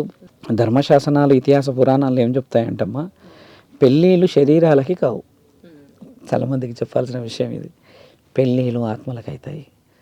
అందుకే కదా 7 సముద్రాలు దాటి కూడా ప్రేమికురాలు ప్రేమికుని కలిసి వస్తుంది. అక్కడ ఉన్న మూసీ నదిని దాటేసి ఒక ప్రేమికురాలు తెచ్చుకున్నారు. ఇన్ని ఉన్నాయి కదా. ఒక ఎగ్జాంపుల్ చెప్పు, రోమియో జూలియట్ ఇద్దరు ఎందుకు ఫేమస్ అయ్యారో చెప్తాం మనం. తండ్రి ఈ ఇద్దరు ప్రేమగా ఒప్పుకోడు. వాడు మామూలు మనిషి, నువ్వు రానివి అది ఇదని ఒప్పుకోడు. ఇద్దరు ఒప్పుకోరు. అయితే జూలియట్ అంటే ఈమె లేడీ, జూలియట్ తల్లి అనుకోండి. ఇట్లా కొన్ని సందర్భాలు ఏర్పడితే ఏదో విధంగా అయితే ఇబ్బంది పెట్టాలి వీడిని. ఎక్కడ పెట్టినా ఈమె పోయి కలుస్తుంది. ఏ సందుల్లో పెట్టినా, ఏ చెరసాలలో వేసినా ఈవిడ పోయి రక్తపాతాలు చూపిస్తుంది, నాకు కావాలి ఈయన అని. ఇట్లా చేసినప్పుడు తండ్రి ఏం చేశాడో తెలుసా తల్లి, వీడు దొరకకూడదని చెరసాలలో బాగా కొట్టిస్తాడు. కొట్టించి కొట్టించి కొట్టించి కొట్టించి ఒక చెరసాలలో ఒక గోడలో ఆయనని పాతేస్తారు. గోడ లోపల పాతేస్తారు. ఇట్లా పెద్ద గోడ చేసి దాంట్లో పాతేస్తారు. ఎంత మంచి ఈయన ఏమంటాడంటే, నీది నిజమైన ప్రేమ అయితే కనిపెట్టు. అలా పెయింటింగ్ చేసిన తర్వాత కనిపెట్టావు, నువ్వు చూసుకుంటే నీ ప్రేమ అంత గొప్పది అయితే అది ఇది అంటే, ఇక్కడ 2 వర్షన్లు జరుగుతాయి. ఎందుకు ఆయన అట్లా అంటాడంటే, అక్కడ ఆయనకి కొడుతున్నప్పుడు అమ్మ ఈమెకు కూడా వాతలు పడేటి అంటే ఇక్కడ ఇంట్లో అది రాసి ఉంది మన దగ్గర. వాతలు పడేటి, వాతలు పడుతున్నప్పుడు ఈయన నమ్మలేడు. అంతంతగా ప్రేమ ఇదేదో మాయ చేసినట్టు కూడా అని అనుకుంటారుగా. ఈమెని చెక్ పెట్టడానికి అంటే నీ ప్రేమని చెక్ చేస్తా అని చెప్పి అన్నప్పుడు ఎక్కడైతే గోడకు పెడతారో అమ్మ, ఆ గోడకి 2 చేతులు ఇట్లా పెట్టి అక్కడే చనిపోతుందంట. ఆ కట్టేసిన ఆ గోడలో పెట్టిన దగ్గరే చనిపోతుందంట. అది వాళ్ళ నాన్న చెల్లించిపోయి గుండెపోటుతో అక్కడే ఒరుగుతాడంట కింద. ఎంత స్వచ్ఛమైన ప్రేమ. గోడలో పెడితే కనిపెట్టలేడు అనుకుని గోడలో పెడితే నా బిడ్డ గోడ దగ్గరకు వచ్చి చనిపోయింది అంటే ఆ ఆత్మకి ఆ బంధానికి ఎక్కడుందో తెలుస్తుంది కదా అని ఇంత గొప్ప నిర్ణయాలు తీసుకున్న చరిత్రలో ఈరోజు మామూలుగా సాదాసీదాగా పోయి తాగుబోతోళ్ళని కూడా రోమియో జూలియట్లు అంటున్నామే. ఎక్కడి ప్రేమ. అలీఫ్ లైలా సముద్ర మహాగర్భంలో ప్రేమించుకోరు. అలీఫ్ అంటే లైలా అనేటోళ్ళు. ఎన్ని చరిత్రలు ఉన్నాయి మన దగ్గర. అంతే నాకెందుకమ్మా రోమియో జూలియట్ వదిలిపెట్టాయి. నా తండ్రి పరమశివుడు ప్రేమించలేదా పార్వతీమాతని? అక్కడ సతీదేవిని వెళ్ళకూడదు పార్వతి అని అన్నప్పుడు దక్షుడు చేస్తున్న మహాయజ్ఞంలో నా తల్లి దహనమైనప్పుడు తండ్రిని వచ్చి ఇలా ఎత్తుకుంటాడు అమ్మని, పార్వతి అని చెప్పి గట్టిగా అరిచి అరిచి తండ్రి మూగబోయి మాట్లాడకపోతే సముద్ర గర్భాలన్నీ ఎగురుతుంటాయి. అప్పుడు విష్ణు మహానీయుడు వచ్చి సుదర్శన చక్రం వేసేసి తల్లిని వేరే చేస్తాడు 18 ముక్కల్లాగా. మొత్తం 64 ముక్కలు అవుతుందమ్మ. 18 ముఖ్యమైన ముక్కలు వచ్చేసి అష్టాదశ శక్తిపీఠాలు అవుతాయి. తండ్రి అమ్మని పట్టుకుంటుంటాడు, ఎక్కడ పోతుంది పార్వతి అని బాధతో. అప్పుడు దేవాది దేవతలు అంటారు, మహనీయ సృష్టి ఆగిపోయి ఇప్పటికి 1000 ఏళ్ళు అయింది, మీరు 1000 సంవత్సరాల నుంచి కదులుతలేరు, మీరు కదలకపోతే ఈ సృష్టి ఎలా పనిచేస్తుంది? మిమ్మల్ని నమ్మే కదా ఉంది సృష్టి అని అంటే తండ్రి ఏమంటాడంటే, నా పార్వతి నా కంటికి కనబడేంతవరకు నేను మళ్ళీ రాను, నేను ఎవరితో నీ మాట్లాడను అని చెప్పేసి కూర్చున్న మహాకొండ కోటప్ప కొండ ఆంధ్ర ప్రాంతంలో ఉంది, త్రికోటేశ్వరాలయం అంటారు. తండ్రి అక్కడ కూర్చుండిపోతాడు. అలాగే కూర్చున్న తర్వాత మహాయజ్ఞం జరిగింది ఎక్కడ తెలుసమ్మా? ద్రాక్షారామం. ఇప్పటికీ ఆంధ్ర ప్రాంతంలో భీమేశ్వర ఆలయం అంటారు. దక్షుడు ఆరంభించిన ఆలయం అది. దక్ష ఆరం దాని పేరు. దాన్ని రాను రాను ద్రాక్షారామం అన్నాం. భీమవరం సోమేశ్వర స్వామి. తండ్రి అక్కడ కూర్చున్న తర్వాత అమ్మ గౌరీమాత పుడుతుంది. గౌరీదేవి ఒక ఇంట్లో పుడుతుంది ఊర్లో. పుట్టిన తర్వాత తండ్రి 18వ ఏటకి మాతను కలుస్తాడు వచ్చి. అప్పటిదాకా ఆయన ఏ లోకంతో మాట్లాడలేడు. పరమశివుడికి ప్రేమకి అంత విలువ ఉన్న దాంట్లో ఇప్పుడున్న మానవ శరీరాలు అంత సులభంగా కలుస్తున్నాయి కదా, విలువ లేదు ఇక్కడ. విలువ లేకపోయేసరికి విడాకులు, తమలపాకులు, ఆ ఆకులు ఈ ఆకులు అని చెప్పి అభం శుభం తెలియని పిల్లలని మానసికంగా ఇబ్బంది పెట్టేస్తున్నాం.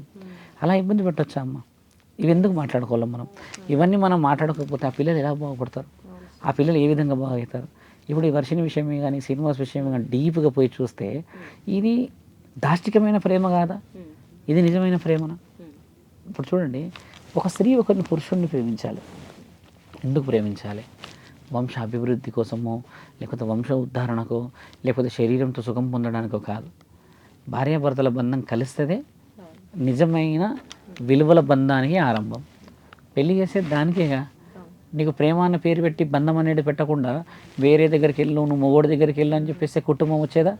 సంసారాలు వచ్చేదా? నిన్ను నాన్న అంటారా, అమ్మ అంటారా, నానమ్మ అంటారా? అన్నారు. కాబట్టే మొదట ఆత్మలను కలిపి తర్వాత శరీరాలను కలుపుతారు. ఆ తర్వాత ఆ బంధమే భార్యాభర్తల బంధం. 7 జన్మలే ఎందుకు కలవాలి?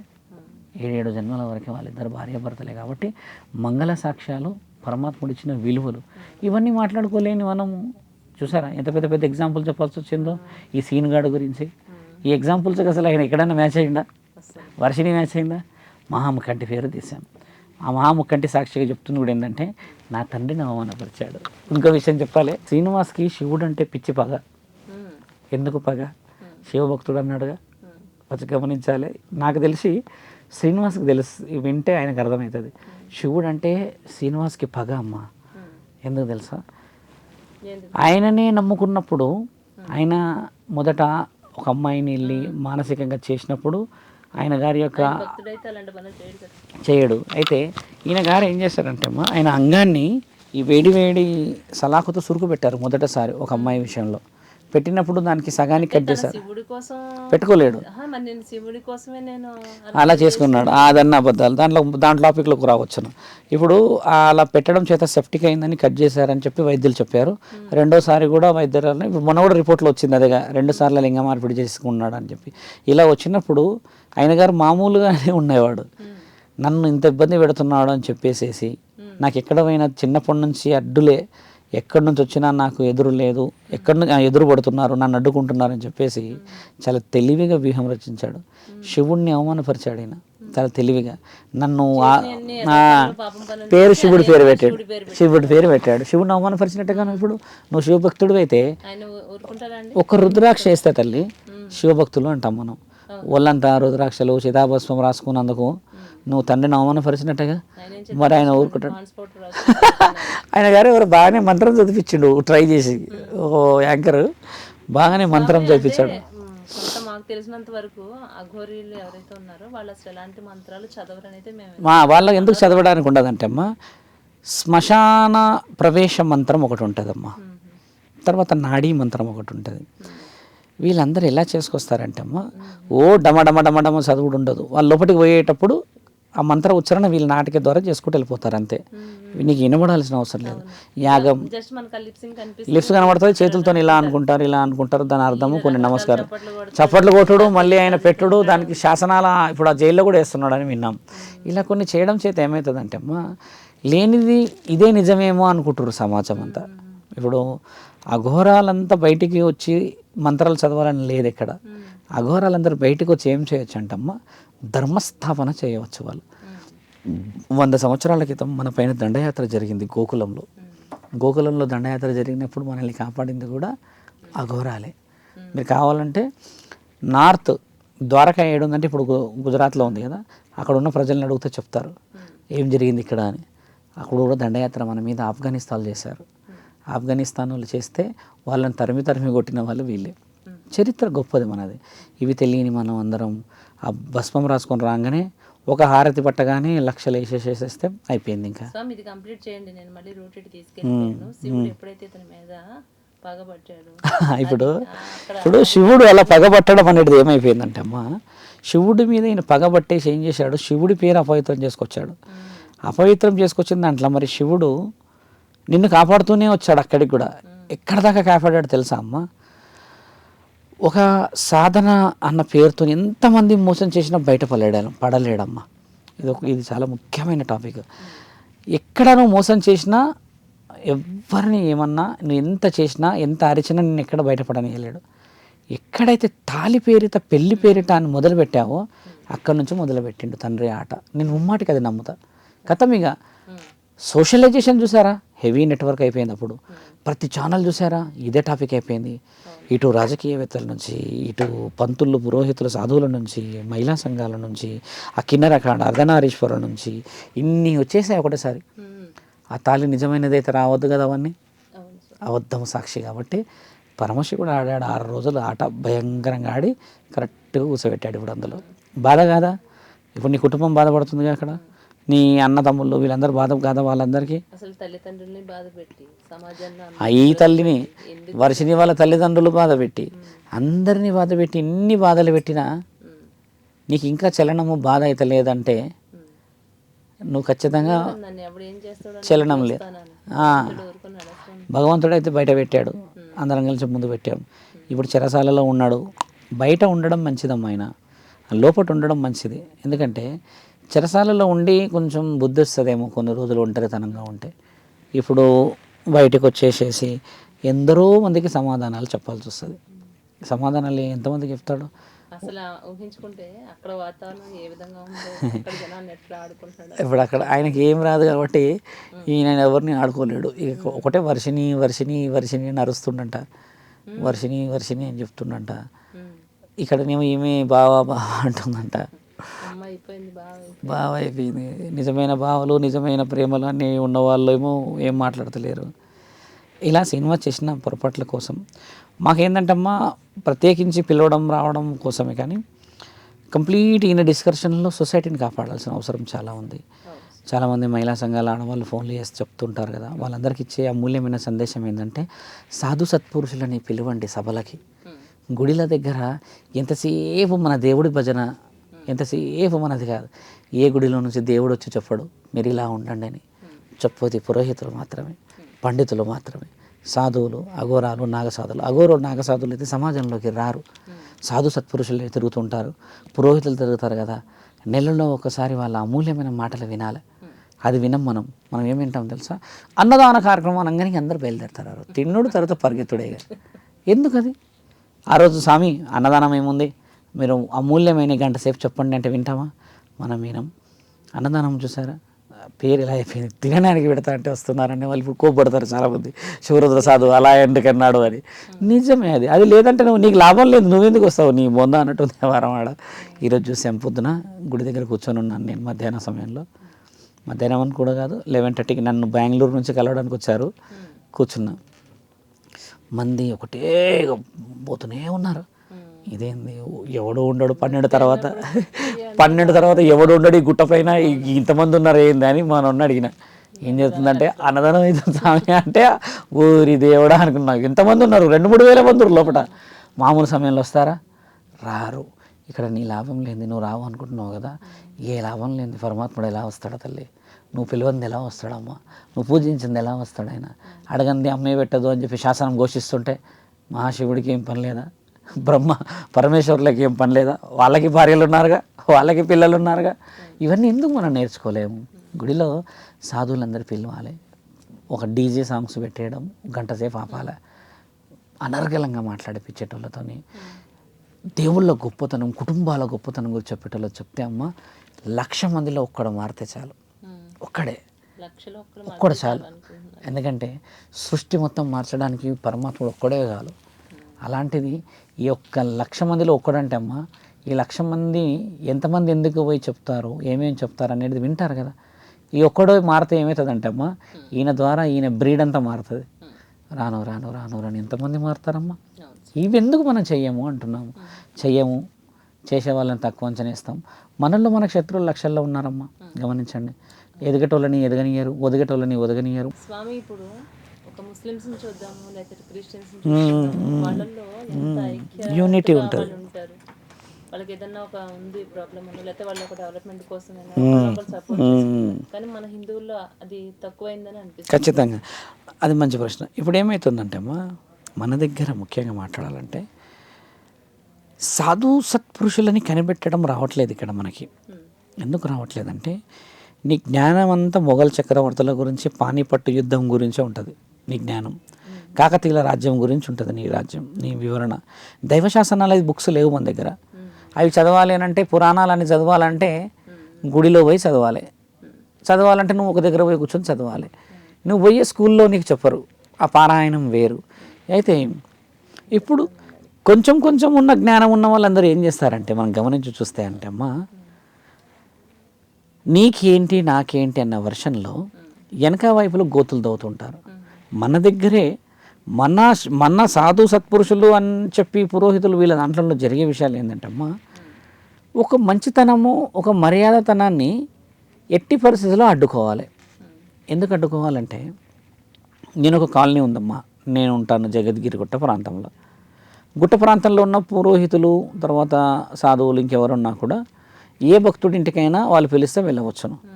సడన్గా నేను రామ్నగర్ ఏరియాకి పూజకు వచ్చాను అనుకోండి, ఒక ఇంట్లోకి. ఆ రామ్నగర్లో ఉన్న పురోహితులందరూ నన్ను అగేనిస్ట్ అవుతారు.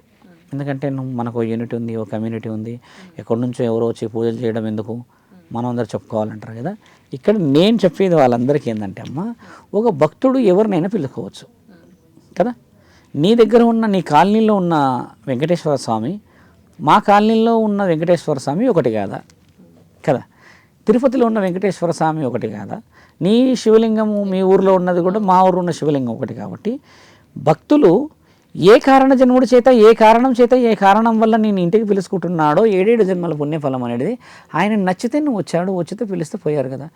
దీన్ని వాళ్ళని పిలవకూడదు, వీళ్ళని పిలవకూడదు, ఇట్లా పోవాలి అట్లా పోవాలని ఈ వర్షన్ ఎందుకు వచ్చింది ఇక్కడ అంటే, నీ స్వంత లాభం అనేది ఆలోచించడం మొదలుపెట్టినప్పుడే వస్తుంది. నువ్వు చేసేది అదే వేదమంత్రాల పూజ, ఇంకొక వ్యక్తి వచ్చి చేసే వేదమంత్రాల పూజ అదే అయినప్పుడు భక్తులు ఎందుకు గమనిస్తలేరు? అది భక్తులకు ఇష్టమైంది కదా ఒక వ్యక్తిని పిలుచుకోవడం. భక్తుల్ని అడగాలి ఏమని, అలా ఎందుకమ్మా మేము కూడా చేస్తాంగా పూజలు పురస్కారం అనే వర్షన్ ఎలా ఉంటుంది. ఆయన గారికి సంబంధించిన విషయాల్లో మీరు ముందుకు పోకూడదు అనే వర్షన్ ఎలా ఉంటుంది. ఆయనతో అసలు మీరు పూజలు చేయించుకోకూడదు అన్న వర్షన్ ఎలా ఉంటుంది. మేము చదివితేనేమో యంత్రాలు, మీరు చదివితే మంత్రాలు కాదు కదా. ఇప్పుడు శుద్ర పూజలు చేసేవాడు ఎప్పుడు కూడా ఇంటికి రాడు, ముమ్మాటికి చాలామందికి తెలియాలి. ఎందుకు రాడంటే, క్షుద్ర అంటేనే దయ్యాలు, భూతాలు, ఆత్మలు, ప్రేతాత్మలు కదమ్మా. నువ్వు ఒక సాధువు అయినప్పుడు, నువ్వు ఒక శివతత్వం, ఒక మానవత్వంలో నీవు ఉన్నప్పుడు, అసలైన సిసలైన వ్యక్తి ఆ ప్రేమని కూడా అబద్ధం అని ఎందుకు రుజువు చేస్తావు? నీ ప్రేమ అనేది అబద్ధమైతేనే కానీ రుజువు చేస్తావు. ఇప్పుడు ఈ దేహాలు ఇవి వేసుకునేటి పనిపాట లేకనా అమ్మ, అందరు వేసుకుంటారు. ఆ తల్లి నువ్వు గమనించు, జీవితం మొత్తంలో అలసిపోయిన వాళ్ళు మాత్రమే వేస్తారు. ఇది ఓపెన్ ఛాలెంజ్ మ్యాటర్. ఎందుకు చెప్తున్నా అంటే, వేసేవాడు పైన దేహం మీద కూడా దుస్తులు వేసుకోవచ్చు, కానీ పైన దుస్తులు లేకుండా వందల సాధువులు ఉంటారు కదా, వాళ్ళకి శరీరం మీదనే ధ్యాస లేదని అర్థం. నువ్వు పైన నీట్గా ఇన్షర్ట్ వేసేసి, ఇక్కడ మంచిగా అది ఇన్షర్ట్ కాదు షర్ట్, అది మన కాషాయం వేసి దాన్ని ఇస్త్రీ ఇట్లా నీట్గా పెట్టుకొని ఉన్న నీవు అలంకరణ మీద ధ్యాస ఉన్నవాడి భగవంతుడి మీద ధ్యాస ఉంటుందా? అందుకని ఈ వ్యాపార విషయాలు అనే టాపిక్స్ వస్తాయి అక్కడ. శరీరంలో, ఈ మొహంలో ఒక సాధకుడు ఎంతటి పరిస్థితిలో అనుభవంలో ఉన్నాడో తెలిసిపోతుంది.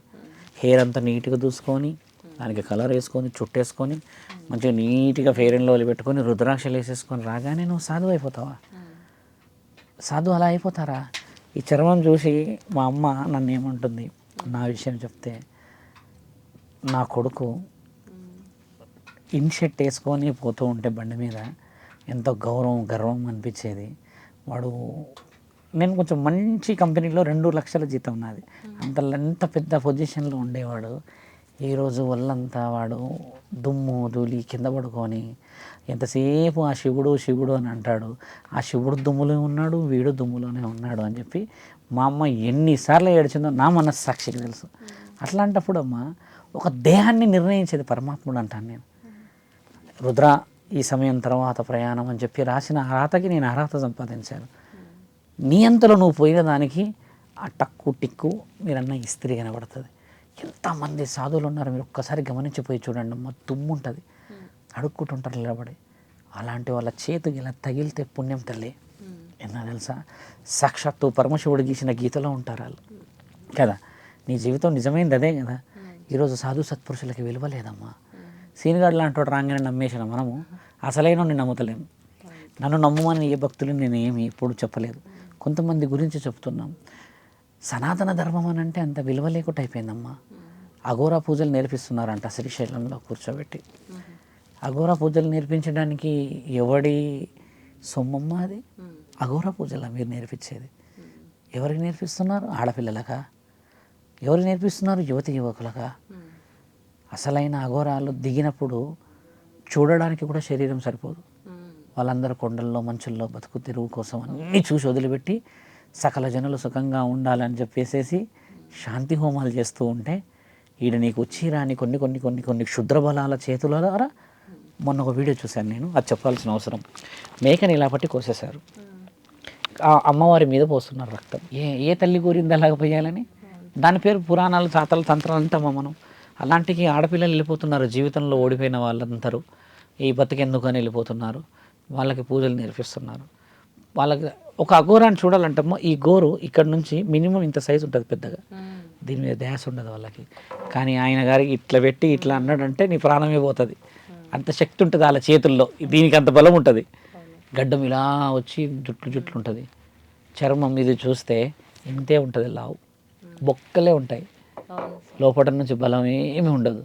కానీ 200-300 సంవత్సరాల వయసు ఉంటుంది. ఎలా ఉంటాడంటే పరమాత్ముడి ఆజ్ఞలో ఉంటుంది ఆ దేహం అంతా. దీన్ని ఏమంటారంటే బ్రహ్మరంధ్రం అంటారు. దీన్ని బ్రహ్మరంధ్రం ఇలా పెట్టుకొని కూర్చుంటారు అలా ఘోరాల పైకి. ఎందుకంటే మనం మాడ అంటామో చిన్న ఉన్నప్పుడు ఇదే బ్రహ్మరంధ్రం. నవరంధ్రాలనే మీకు తెలుసు కదా, ప్రతి మానవుడిలో 11 రంధ్రాలు ఉంటాయి అన్నమాట. ఒకటేమో లోపట వచ్చేసి గర్భానికి సంబంధించింది ఉంటుంది అనమాట. ఎలా చెప్పొచ్చు అంటే బిడ్డకి తల్లికి మధ్యలో ఒక పేగుబంధం ఏర్పడతాడు కదా, అదొక రంధ్రం. అయితే నాభీరంధ్రం అంటారు దాన్ని. ఈ బ్రహ్మరంధ్రం అనేది ఇందులో నుంచి పరమశివుడి కాళ్ళ దగ్గర వాళ్ళ ఆత్మను పెడతారు. ఇట్లా ఉంటారు వాళ్ళు. ఒక మనిషి దేహం ఇందులో నుంచి ఆత్మ పోతుంది. రుజువు ఎలా తెలుసా అమ్మ? ఎందుకు పోతుంది స్వామి, ఏది పడుతుందో చెప్తున్నారు అని మన వాళ్ళు అనుకుంటే, ఇలా ఎందుకు పోతుంది అని అంటే మనల్ని కాల్చింటారు కదా చనిపోయేటప్పుడు, కాల్చేటప్పుడు ఆ తల పట్ అంటారా, ఇందులో నుంచి వెళ్ళిపోతుంది ఆత్మ అంటారు. అంత రుజువు ఉంది ఇందులో. ఊరికే కూర్చుంటారా ఇలా తల పైకి పెట్టి? ఎంత అర్థం రాసింది అది. దాన్ని వదిలిపెట్టేసేసి అఘోరాలు పైకి ఇట్లా మందు దాగి కూర్చుంటారు అంటారు. మందు దాగి కూర్చుంటారా? నేను కూర్చో మందు దాగి ఒక 2 నిమిషాలు కూర్చోగలవా? ఎంతటి వివరణ ఉన్న శాస్త్రం మర్చిపోయాం మనం. ఎక్కడ పడితే అక్కడ పూజలు నేర్పిస్తాము అంటారమ్మా. నేర్పించవచ్చునా? ఓ కారణంతోనే నీ ఈ జన్మ వస్తే నువ్వు మాట్లాడుతున్నప్పుడు 100 మంది వింటే వాళ్ళు మారితే ఎంతటి అదృష్టం తల్లి. ఒక్కొక్క ఫోన్ వస్తే అమ్మా ఆ పూట ఆకలి కాదు తెలుసా అమ్మ, ఎంత బలంగా అనిపిస్తుంది వాళ్ళు మాట్లాడేటప్పుడు. ఆ పేరు రావాలి, ఆ స్థితిగతులు రావాలి అని అంటే అమ్మ, మా అమ్మ నాన్నలే కానీ ఏ తల్లిదండ్రులు కూడా కానీ ఏ జన్మ పుణ్యబంధం అయితేనే ఈరోజు పుట్టగలుగుతాం మనం. ఇప్పుడు చాలామంది సత్పురుషులు కొందరిని చూడాలంటే ఎంతో అదృష్టం అనిపిస్తుంది. చూడండి, బయటికి వెళ్ళరు వాళ్ళంతా. అంతెందుకమ్మా, ఇప్పుడు చిన్నజీఆర్ గారు ఉన్నారు, ఆయన గారు అందరింట్లోకి వచ్చి మాట్లాడతాడు? ఎక్కడ మాట్లాడాడు. కానీ కొంతమంది ప్రత్యేకంగా తీసుకెళ్తారు కదా. ఎందుకు తీసుకెళ్తారు? ఏ పని పాట లేకన వాళ్ళకి. పురుషులని ఇంటికి పిలుచుకుంటేనే పుణ్యం అంటారమ్మా. ఇప్పుడు భక్తులందరూ కూడా ఏం ఆలోచిస్తారంటే ఎప్పుడు పూజలు, పురస్కారాలు, ధూపదీప నైవేద్యాలు, అష్టగంధాలతోని, ఆ శరీరాలతోని పవిత్రంగానే దేవాలయంలోనే ఆ వైబ్రేషను ఇవన్నీ ఉండడం చేత శరీరం మొత్తం ముట్టుకుంటే అపవిత్రం అవుతుందని కాళ్ళు ముట్టుకుంటారు. కొంతమంది కాళ్ళు ముట్టుకోవద్దు అని అంటారు, ఆ పద్ధతులు వేరు. కానీ ఒక గురు సాధకుడు నిజంగా కాళ్ళు ముట్టుకొని ఇవ్వాలి. ఎందుకంటే నువ్వు గురువు అంత సులభంగా అయ్యావా? ఎంత పుణ్యం అయితే అయ్యావు. మరి నీ పుణ్యం అంతా నీతో పాటు నువ్వు సస్తే పోతుంది కదా. మరి నువ్వు అయ్యిందే లోక కళ్యాణం కోసము, నువ్వు అయ్యిందే ఒక జీవిత చక్రాలను మార్చడానికి. తగలడానికి ఒక ఆయన అంటున్నాడు మొన్న, ఎవరమ్మ సొమ్మని తగులుతున్నావు అని అంటున్నాడు. ఏంది అవార్డు అలా ఎందుకు అనొచ్చు అంటే, నువ్వు తగిలేటప్పుడు కూడా కొంచెం ఎంతో భక్తితోని ఒక తగులుతారు కదా, వాళ్ళు భావించి అలా తగిలేటప్పుడు కూడా ఛార్జ్ చేయాలంట మనం. చూసారా మాట ఎలా ఉందో, ఛార్జ్ అన్నప్పుడే అయిపోయింది నువ్వు రీఛార్జ్ లేని మొబైల్ అని. సింపుల్గా కాదా? అంత నాలెడ్జ్ ఉందా లేదా పబ్లిక్ దగ్గర? ధర్మం, ఇతిహాస పురాణాలలో ఏం చెప్తాయంటమ్మా, మనం గొప్ప అని చెప్పుకున్న ప్రతి ఒక్కడు ఎంత గొప్పడో మనస్సాక్షికి తెలిసి ఉంటుంది. గొప్ప అని నిర్ణయించేది సమాజం తల్లి, గొప్ప అని నిర్ణయించేది మన తల్లిదండ్రుల తల్లి, గొప్ప అని నిర్ణయించేది మన భార్య. బాగా గమనించాల్సింది ఏంటంటే, పైనున్న నీ శరీరం దేహం అంతా కుళ్ళు కుతంత్రం, ఆనందం, కామం, మోక్షం, ఎన్ని బాధలు, శత్రుత్వాలు ఉండి పైనకి బట్టలు వేసేసుకుంటాం, వాటన్నిటిని మూసేసేసి బయటికి నవ్వు, చిరునవ్వు నవ్వుతాం. ఆర్టిఫిషియల్ నవ్వు స్వచ్ఛతగా రాదు. వీటన్నిటిని వదిలిపెట్టేసేసి ఈ కుళ్ళు కుతంత్రాలు, మనిషికి 6 ఉంటాయన్నమాట. కుళ్ళు కుతంత్రము, ఆనందము, దుఃఖము, కామము, ఇవన్నిటిని లోపట బయట వదిలేసిన వాళ్ళు అఘోరాలు. నీ లోపల కుళ్ళు కుతంత్రాలు ఉన్నందుకు నువ్వు ఘోరం, అందుకే దుస్తులు వేసావు. మేము అఘోరం, అందుకనే మేము లోపట బయట స్పష్టంగా ఉన్నాం. ఇదిగో ఏమీ లేదు మాకని చూపించడానికి ఇంత వివరణ రాస్తున్న అఘోరతత్వం. అది గురువులు, సత్పురుషులు అంత వివరంగా సొసైటీలోకి రాలేరమ్మా. జై శ్రీరామ్ అని ఈరోజు అనడానికి వందల మంది నాలుక తిరగదు. ఎందుకు తిరగదు తెలుసా? కొంతమంది అంటారు శ్రీరాముడు ఎవరు, ఆయన దేవుడు కాదు. కొంతమంది అంటారు నిజమే, శ్రీరాముడు మనిషి శరీరం ఎత్తి దేవుడు అయ్యాడు. శ్రీరాముడు డైరెక్ట్గా నేను దేవుడు అయ్యాను ఎందుకంటాడు? లేకపోతే ఇప్పుడు ఆయన దేవుడు డైరెక్ట్ అయితే రాముడిని ఊరికే లేపేసాడుగా, ఆయన మానవ శరీరంతో లేపాడు. అందుకు శ్రీరాముడు దేవుడు అయ్యాడు. శ్రీరాముడు మానవ శరీరంతో లేపాడు ఆయనని. బ్రహ్మాస్త్రం ఉండే శ్రీరాముడి దగ్గర, తపస్సుతోని ఆ వరాన్ని పొందిండు ఆయన. శ్రీరాముడి దగ్గర బ్రహ్మాస్త్రం ఉంటే రావణాసుడి దగ్గర వచ్చేసి శివుడి యొక్క వరంతో విజయధనస్సు ఉండే. విజయధనస్సు అంటే అది ఒకసారి పోయిందంటే అవతల ఏ వ్యక్తి అయినా విజయమే. కానీ రావణాసుడు ధర్మం వైపు ఉండేసరికి బ్రహ్మాస్త్రం పనిచేసింది. ఇంతటి గొప్ప చరిత్రను మనం ఎలా చెప్తాం? రావణాసుడు ఈ రోజు కూడా మనకు తెలియకుండా శివతాండవం చదువుతాంగా. మరి శివతాండవం ఎవరు రాశారు మీకు తెలుసా? రావణాసుడు రాశాడు. ఈరోజు మనం వింటున్న శివతాండవం కూడా రావణాసుడు రాసిందే. ఈరోజు మనకు తెలియదు, ఆయన మన శత్రువు. చూసారా, శాస్త్రంలో గొప్పతనం తీసుకోవాలి. మండోదరి, సువర్చల ఇద్దరు కలిసి మహాపతివతలు, అవి మనం తీసుకోము. ఆయన గారు సీతామాతను తీసుకెళ్ళిన విషయం వస్తుంది, కానీ చెడు ప్రభావం ఎక్కువ చూపిస్తుంది కదా, మంచికి విలువ చాలా తక్కువ ఉంటుంది. అంటే మనం మాట్లాడాల్సుకున్న విషయం కూడా ఏంటంటే అమ్మా, శ్రీనివాస్ చేసిన, వర్షిని చేసిన ఈ విషయ వివరణలు డీప్గా పోతే ఇన్ని విషయాలు దాగున్నాయి. ఒక ఆడబిడ్డ జీవితం, పెళ్లి తంతులు, పెద్ద మనిషి తంతులు, మంచి తంతులు, అఘోర సాధువులు, సాధు సత్పురుషుల లక్షణంగా, ఇవన్నీ దాగున్నాయి. ఇవన్నీ వివరంగా పోతే శ్రీనివాసుని, వర్షిని జరిపేసేయాలి మనం. అప్పుడు ఎవరు వినరు. మళ్ళీ ఆలోచన గోల. నిజమైన ధర్మాన్ని ఏందని తెలుసుకున్నప్పుడే కదా అసలైనది మనం మానవ ధర్మం అనేది, మానవతావాదం లేకపోతే ఏ ధర్మం పనిచేయదు తల్లి. ఇది ఒక సాధువులాగా నేను చెప్పేది. నా దగ్గరికి ముస్లిమ్స్ వాళ్ళు ఎంతమంది దోస్తులు తెలుసమ్మా నాకు? నా సగం ఫ్రెండ్స్ వాళ్ళే. నేను పుట్టింది ఓల్డ్ సిటీలో, నా సగం మంది వాళ్ళే. నేను డైరెక్ట్ ఫోన్లో హిందీలోనే మాట్లాడితే ఒక్కొక్కరు నేను హిందీలో మాట్లాడుతుండేది అనుకుంటారు. నేను హిందీలో మాట్లాడుకుంటాను నా స్నేహితులతో. కిదరే కేసే ఆరే నై జారే పతంగ్, కైట్స్ పండుగ నాకు చాలా ఇష్టం. నాకు 2 పండుగలు బాగా ఇష్టం, ఒకటి కైట్స్, 2 బోనాలు. మామూలుగా బీభత్సం చేయం మేము. అట్లా ఎందుకు వీటి మీద ఆసక్తి ఉంది? ఈరోజు ఓల్డ్ సిటీలో పుట్టిన వాళ్ళని మీరు అడగండి వెళ్ళి, ముమ్మాటికి నువ్వు పెట్టిన తిండి తింటాడు. కొందరు వల్లనే అందరికి పేరు వస్తుంది చూసారా. ఓల్డ్ సిటీలో పుట్టి పెరిగిన వాళ్ళందరూ గొప్పగా ఆడతారు. మీరు గమనించండి. బోనాల పండుగ కానీ, పోతురాజులు రాని, ఎవరెవరు రాని అమ్మ, నేను ఇప్పుడు మనం ఉంటున్న వీధుల్లో చూపిస్తాము, గణేశుడు వస్తుంటే ముస్లిమ్స్ పోరలు ఎగురుతుంటారు. మళ్ళీ వాళ్ళు మంచి మెచ్యూర్డే, ఎడ్యుకేటెడే. ఇది ఇక్కడ పుట్టిన ఈ గాలికి, ఈ రక్తానికి విలువ వేరు. ఎవరో కొంతమంది వచ్చి మనల్ని ఇప్పుడు చెడ్డగా చేస్తున్నారు. ఇప్పుడు జరుగుతున్నది మహాయుద్ధం ఏదో కదా, బయట వాళ్ళే కదా. ఇక్కడున్న వాళ్ళు ముస్లిమ్స్ ఏం చెప్పారు ఈరోజు వినండి, మేము యుద్ధానికి సిద్ధం అన్నారు. ఈ రక్తానికి విలువ లేదా? ఈ స్వచ్ఛమైన గాలికి విలువ లేదా? ఇలాగా మనలోనే మనము ఐక్యత తెచ్చుకోవడం చాలా ముఖ్యమైనది తల్లి. ఛత్రపతి శివాజీ దగ్గర 15,000 మంది ముస్లిమ్స్ సైనికాధికారులు ఉన్నారంట. వాస్తవంగా అంటే వాళ్ళందరూ ధర్మం వైపు నిలబడ్డారు, దేశం వైపు నిలబడలేరు. ఇప్పుడు యుద్ధం జరుగుతుంది దేశానికి. మానవతావాదులకి కాదు, మనస్సాక్షులకి ఎంతకన్నా కాదు, అందరికి చెప్పేది కూడా అదే. ఎందుకంటే అమ్మా ఎక్కడైతే అసలైన వాదం మానవతావాదం ఉంటుందమ్మా అక్కడ ధర్మం నిజంగా సువిశాలంగా ఉంటుంది. మా ఆలోచన కూడా అదే. ధర్మాన్ని వాదించాలమ్మా, మనం న్యాయాన్ని గెలిపించాలి. అంతేగాని ఆ ధర్మాన్ని తీసుకొచ్చి ఇదే ధర్మం అని అంటే అలా ధర్మాన్ని పాటించాలని చెప్పిన వాడు అధర్మం అవుతున్నాడు ఇక్కడ. అది చేయకూడదు. పిలవండి చాలామంది సాధు సత్పురుషులని మీరు. దానివల్ల ఏమవుతుందంటే చాలామందికి చాలా నాలెడ్జ్ల వల్ల చాలా చాలా తెలియవలసిన అవసరం ఇదిగా. ఇంకోటి మనం తెలుసుకోవాల్సిన విషయం ఏంటంటమ్మా, మహాకుంభమేళ తర్వాత భక్తి బాగా పెరిగింది. బాగా గమనించండి. కుంభమేళ ఎందుకు అయిపోయిందో అని నేను ప్రతిరోజు ఒకసారి నా భార్యని అడుగుతా. అరే ఏం పండగ అమ్మ కుంభమేళ, ఏం పండగ తెలుసా? ఆ కుంభమేళలా ఆ నీళ్ళు, ఆ పవిత్రత, ఆ దండలు, నేను ఒక్కనే వెళ్తాను, ఒక్కనే వెళ్ళొచ్చాము. ఆ కుంభమేళలో ఉన్న అది అంతా అదేదో మొత్తం భూమండలానికి దేవుళ్ళు దిగి వచ్చినట్టు అయింది ఆ 2 నెలలు. అది కంటిన్యూ ఉంటే బాగుండేమో అని అనిపిస్తుంది. రోజు ఒకసారైనా గుర్తు చేసుకుంటా, ఎంత మంచి పండగలు, ఎంత మంచి శాస్త్రాలు, ఎక్కడ అమృతం ఎక్కడ భూమి మీద పడ్డదంట, మనం పోయి స్నానాలు చేస్తే పుణ్యం వస్తుందంట. ఏమున్నదమ్మా, ఎంత వివరంగా ఉన్నది మన శాస్త్రం. సీనిగాడికి ఏం తెలుసు ఇలాంటి విషయాలు? తెలియకపోయేసరికి ఇలా అయ్యాడు. ఇప్పుడు తెలిసి వస్తుండొచ్చు అక్కడ కూర్చొని. కాబట్టి ధర్మం గెలవాలి. మరోసారి నేను మరి కంటే ఆడవాళ్ళదే కానీ, కుటుంబాలదే కానీ, పెళ్ళిదే కానీ, గోత్రనామాలదే కానీ మనం వేరే డెప్త్గా వెళ్దాం తల్లి.